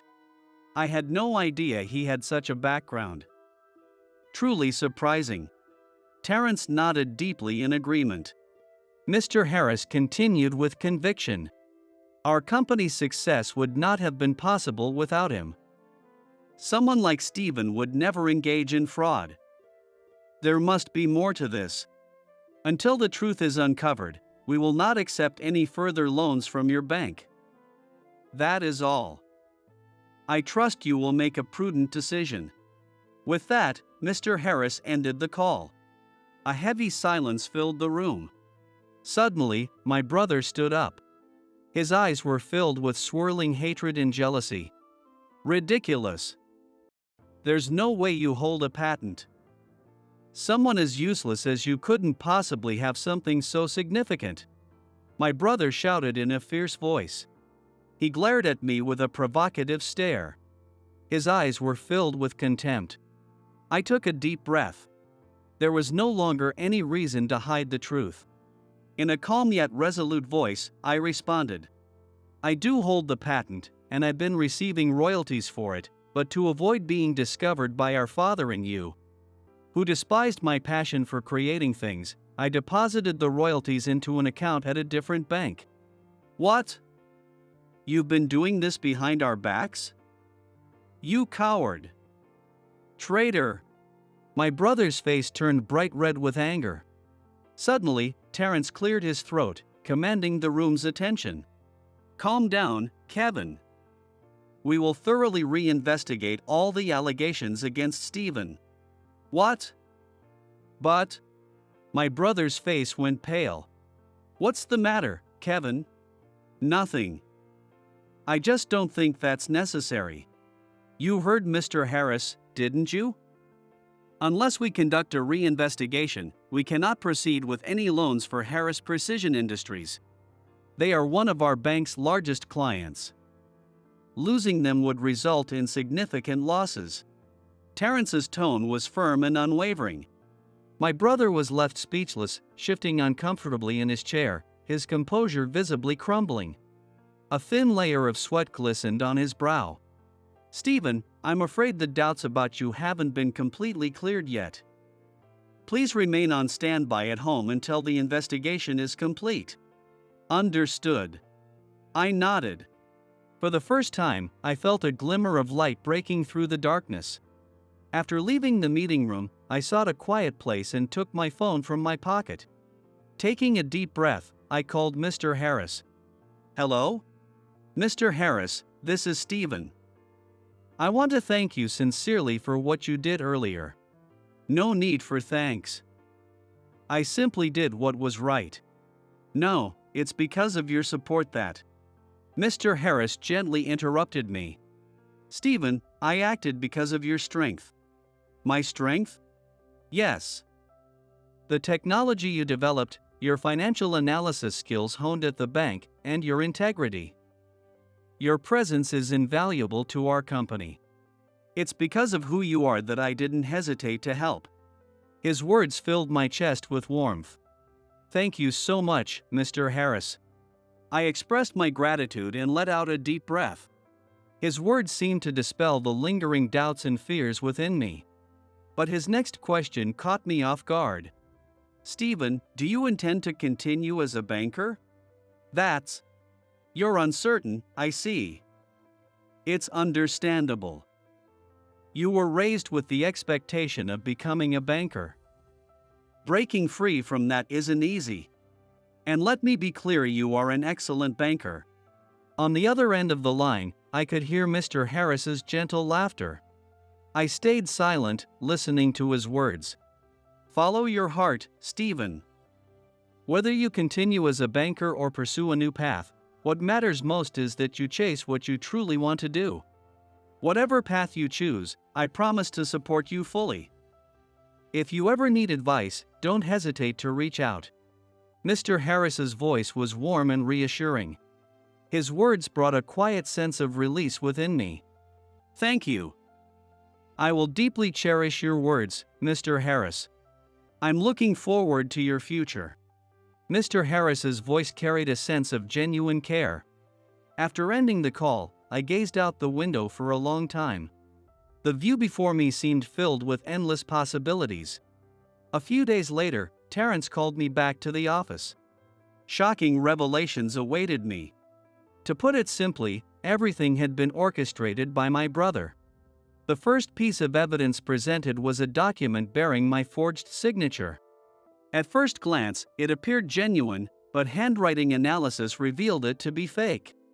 Further investigations uncovered that the altered financial statements from Kennedy Industries, the fabricated orders, and the inflated inventory had all been executed by my brother through unauthorized access to the internal systems. He had even created the false whistleblower email to incriminate me. Using his connections with the IT department, he bypassed security measures and carried out his malicious plan with cunning precision. The investigation also revealed this wasn't his first offense. He had demanded personal kickbacks on loans to small and medium-sized businesses, leaked confidential information about major clients to an acquaintance in a securities firm for insider trading, and even created fake customers to pocket loan proceeds. As these truths came to light, the bank's reputation wavered, and we spent days repairing relationships with our partners. My brother was placed on suspension pending a formal decision. Meanwhile, I was reinstated at work. I felt anger at my brother's actions but also a deep sadness. How had it come to this? What darkness had taken root in him? A week later, my brother received his termination notice. I was tasked with organizing my brother's desk. With a heavy heart, I opened the drawers and discovered a small notebook hidden in the back. Its cover was plain, unmarked, just an ordinary notebook. But when I opened it, I found its pages filled with my brother's untidy handwriting, every line densely packed with words. Father scolded me again today. No matter how hard I try, I can never meet his expectations. The only way to escape this pressure is to deliver results, even if I have to cross some lines. Each word tightened the grip on my chest. The pain, the anxiety, the despair. They poured out vividly from the pages. As I turned each page, I saw the darkness in my brother's heart deepen. It began with small acts of misconduct, escalating step by step, detailed in raw honesty. I committed another fraud today. But now my father will have to acknowledge me. Why is Stephen being praised? He only does what he loves. There's no turning back now. I have to keep pushing forward. On the last page, the handwriting was shaky, as though written by a trembling hand. I'm so tired. I just want to be free from everything. When I closed the notebook, I felt tears streaming down my cheeks. The anger I once held was gone, replaced by profound sadness and sympathy. My brother had been crushed under the weight of the pressure, losing himself in the process. The expectations of our father, the demands of being a banker, and constant comparisons to me. These had cornered him, driving him to irreversible actions. "Kevin," I whispered softly. At that moment, my father's voice called out, "Stephen, I need to talk to you." His tone held a gentleness I had never heard before. Confused, I made my way to his office. When I entered, he greeted me with an unusually calm expression. "Sit down. I have something important to discuss about you." I quietly sat down in the chair. There was something unsettling about the change in my father's demeanor. "Your work has been outstanding. Unlike Kevin, you've done nothing to bring disgrace upon us. Having such a son is truly a relief. I can't bear the shame Kevin has brought upon us. But you're different. From now on, I will groom you as the successor to this bank. I know you can take this bank to greater heights, restore the reputation of Moore Bank, and wipe away Kevin's stain on our name. I have faith in you." As my father spoke, I felt a tightness in my chest. Sympathy for my brother and disgust at my father's coldness. And a growing fear of living within these values. In that moment, my brother's diary entries came vividly to mind. "The only way to escape this pressure is to deliver results. There's no turning back now." And finally, the despairing words, "I'm so tired.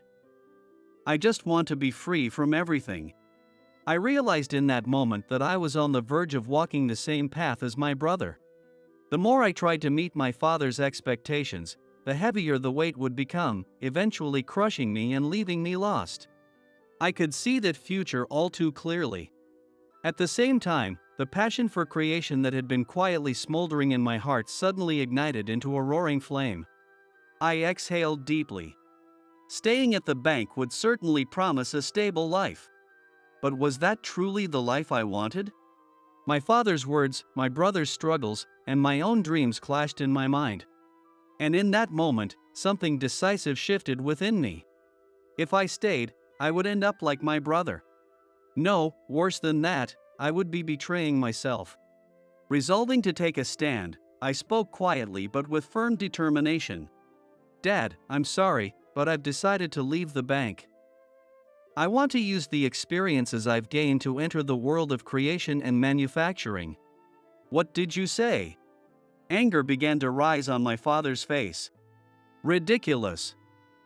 Just as I was about to offer you a golden opportunity, what nonsense are you spouting? The son of a bank president going into manufacturing? What about our family's reputation? Are you planning to tarnish our name even further? With everything that's already happened with Kevin, we've been the talk of the town. And now they'll say there's another eccentric son in this family? Dad, isn't it because of your so-called reputation that my brother ended up like this?" In that moment, I saw my father's expression falter for a brief second. When I was organizing my brother's desk, I happened to find something like a journal. It was filled with his struggles and pain. He pushed himself too hard trying to meet your expectations, Father, and it drove him to the edge. It started with small acts of wrongdoing. But it escalated. Yet, those weren't things he truly wanted to do. He was just cornered with no way out. I looked at my father with a determined gaze. What my brother did was wrong. But unless we understand what drove him to that point, we'll only repeat the same mistakes. That's the responsibility of all of us as a family. That's why I want to forge my own path and show a new way of thinking. I believe that's the first step to truly changing our family and even the bank." My father remained silent for a long time, then let out a deep sigh. "You may be right. I've spent my life focusing solely on the bank and our family name, obsessed with appearances, and in the process, I've lost sight of what truly matters. I've neglected how you both felt." My father turned to face me. I thought I saw a faint glimmer of tears in his eyes. "It's my fault that I drove Kevin to the brink. I placed far too much pressure and expectations on him and on you as well. I'm sorry, Stephen. My father bowed his head deeply. I was at a loss for words. It was the first time I'd seen him so sincere and vulnerable. He slowly approached me and placed a hand on my shoulder. Stephen, I will respect your decision. If you choose the path of creation and manufacturing, that is a noble way to live. In fact, I'm proud of you for staying true to your beliefs. His words brought tears to my eyes. Dad, those words. I've wanted to hear them for so long. I've always wanted to be acknowledged by you. My father smiled faintly and said, I'm sorry. There was a softness in his expression that I hadn't seen in years. A few months passed. I heard that my father faced intense scrutiny during the bank's board meeting. He was held accountable for the damage to the bank's reputation caused by my brother's actions, leading to his resignation as president. Furthermore, his standing within the banking industry plummeted. The network of connections and trust he had built over decades crumbled overnight. The public's gaze was equally unforgiving. When I saw headlines like "The Fall of the Banking King" splashed across newspapers and online news, it struck a painful chord in my heart. However, even in that darkness, a small light began to emerge. One day, I received an email from my father. In it, he wrote about how he had started participating in volunteer activities to support local small businesses. When my father said, "For the first time in my life, I'm truly learning the value of money," I couldn't help but widen my eyes in surprise. My brother, like my father, began to show signs of change. One night, when I came home late, I noticed light spilling out from the living room. There he was, sitting alone, an unusual sight. "Stephen, can we talk for a moment?" His voice carried a frailty I had never heard before. Slightly hesitant, I sat down across from him. "Stephen, I'm truly sorry for trying to bring you down, for betraying the bank's trust, and for causing our family so much pain. I regret it all. I buckled under the pressure and lost myself. But that doesn't excuse what I did. I was utterly foolish." I stayed silent, listening to his words. In this room, filled with memories of our childhood together, hearing his apology felt surreal. "Starting tomorrow, I'll be working at an NPO. They focus on providing financial education and debt counseling to people facing economic hardship. I want to use my mistakes to help others avoid the same pitfalls. It's the only way I know how to atone." There was a humility and resolve in his voice that I had never sensed before. "Stephen, I won't ask for your forgiveness. But from now on, I intend to live honestly and sincerely. And, if it's possible, I'd like to rebuild our relationship as brothers." I took a deep breath. Instead of anger, I felt a sense of relief at his words. Perhaps this could be the beginning of a new relationship within our family. With that thought in mind, I quietly nodded. The changes in my father and brother filled my heart with warmth. Indeed, the glory of the past had been lost. But in its place, each member of my family seemed to be discovering genuine values and a sense of purpose. After leaving the bank, I joined Sarah's factory. The first day I stepped into the factory as an employee felt like walking into a dream. The view was completely different from when I had visited as part of the loan evaluation process. "Welcome, Stephen." Sarah greeted me with a beaming smile as my eyes lit up with excitement. The first few weeks were honestly full of confusion. The environment, terminology, and workflow were completely different from the bank. But everything felt fresh, and my heart was filled with a sense of excitement. What stood out the most was the process of seeing my ideas take shape. At the bank, everything existed only in numbers and documents. Here, it became tangible right in front of me. That joy was incomparable to anything else. Sarah valued my experience at the bank and entrusted me with a role bridging finance and technological development. The knowledge I had gained in banking and my passion for creation, I was able to utilize both in a job that gave me purpose every single day. Of course, not everything was smooth sailing. There were days when I painfully realized my lack of technical knowledge, and moments when my habits from the bank led to mistakes. But even those moments felt like valuable lessons. Amid all this, I immersed myself in developing a new system I named the Financial Manufacturing Optimizer, or FMO for short. This system is a groundbreaking innovation that integrates manufacturing processes with financial analysis, unlike anything seen in the industry. The core of FMO lies in synchronizing real-time financial data with production line operations. For example, fluctuations in raw material prices or exchange rates are instantly reflected in production planning, automatically calculating the optimal timing and quantity for manufacturing. Additionally, it leverages AI technology to forecast market trends and propose optimized inventory management and capital investments. This enables businesses to maintain the most efficient and profitable production systems at all times. Drawing from the risk analysis knowledge I gained during my banking career, the system assigns risk scores to each manufacturing process. It includes features to minimize the impact of unforeseen events.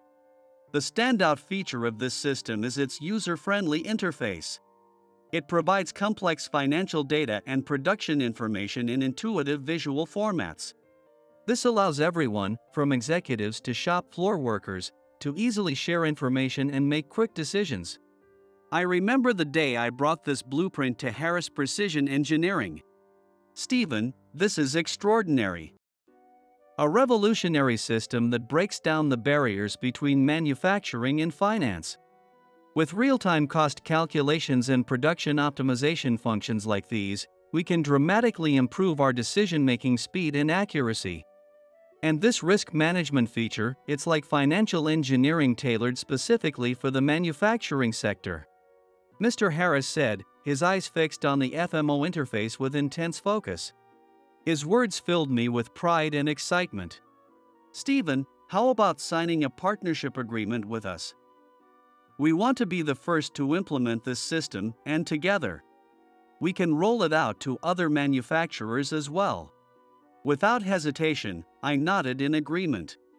And so, my factory became a key partner to Harris Precision Engineering.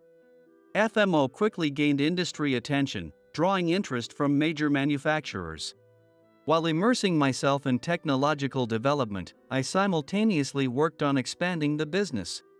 In the process, I experienced a sense of fulfillment and accomplishment every day that I had never felt during my banking years. One afternoon, Sarah and I were engrossed in discussing a new product design. "This part could be made a bit more efficient." "You're right. Combining your financial expertise with my technical skills, we could create even more innovative products." When I pointed it out, Sarah's eyes lit up. Just then, Thomas entered the workshop. "Well, you two seem quite passionate." "Stephen, can I have a moment?" Thomas said with a gentle smile. Though a bit surprised, I followed him. "Actually, I think it's time to start discussing marriage." "What?" I was so shocked by his sudden suggestion that I couldn't close my mouth. "Come on, everyone here knows how close you two are. Even the factory staff recognize it. Besides, I'm getting old. So I'd love to see a grandchild." His words left me completely flustered. It was clear he had misunderstood my relationship with Sarah, assuming we were a couple. Thomas, actually, Sarah and I aren't. Well, we're not dating yet. I truly care about her, but we're not at that stage." "What? Is that so?" I was sure. Thomas looked surprised. He stared at my face for a moment, then smiled faintly, though with a hint of disappointment. "I see, it seems I misunderstood. My apologies. But still, I'm counting on you to take care of Sarah. Make her happy, that's my wish as her father." "Yes, I promise." Those words made me fully realize the weight of my feelings. My feelings for Sarah. They had become something irreplaceable to me. When I returned to the workshop, Sarah was looking at me with a puzzled expression. Did something happen? Her clear eyes met mine, and I took a deep breath. Now was the time to be honest about my feelings. "Sarah, I need to talk to you. Could you spare some time after work? I spoke calmly but with determination. Sarah tilted her head slightly but nodded in agreement. After work, I invited her to a park near the bank. The soft glow of the evening light enveloped us as we walked. Sitting down on a bench, I took a deep breath and looked straight into Sarah's eyes. She gazed back at me with a curious expression. Sarah, do you remember the day I told you to apply for a patent here? Of course. That day changed my life. It changed mine too. Since then, working with you and chasing our dreams together, I've realized something. I love you, Sarah. Your passion, your sincerity, and your kindness, they've completely captivated me. The words flowed naturally from my lips. I could see Sarah's cheeks flush red. Bathed in the light of the setting sun, she looked even more beautiful. Stephen, I feel the same way. I've been drawn to your honesty and your passion for creating things. But I always thought you only saw me as a work partner, so I kept my feelings to myself. I instinctively took her hands in mine. That's not true. Of course, you're an important partner at work, but more than that, you mean so much to me. As if to interrupt my words, Sarah pressed her lips against mine. She looked at me who was dumbfounded, and gave a mischievous smile. The sight of her filled me with overwhelming affection. Following my heart, I embraced her tightly. She wrapped her arms firmly around my back. Thank you, Stephen. From now on, please continue to stay by my side. As she whispered those words, tears seemed to glisten in her eyes. I nodded firmly. The choice between being a banker or pursuing a path in manufacturing. The decision was not merely about choosing a profession. It was a question of whom I was truly living my life for. Fulfilling others' expectations is important. But more than that, living honestly according to one's own heart is paramount. Having the courage to stay true to oneself. That, I learned, is the true way to bring happiness to those around you. That courage can sometimes create friction with others. But if you persist with sincerity on the path you believe in, there will always be people who understand. My encounters with Sarah and Mr. Harris taught me that. Ultimately, I am certain that living authentically is the greatest contribution one can make to family and society.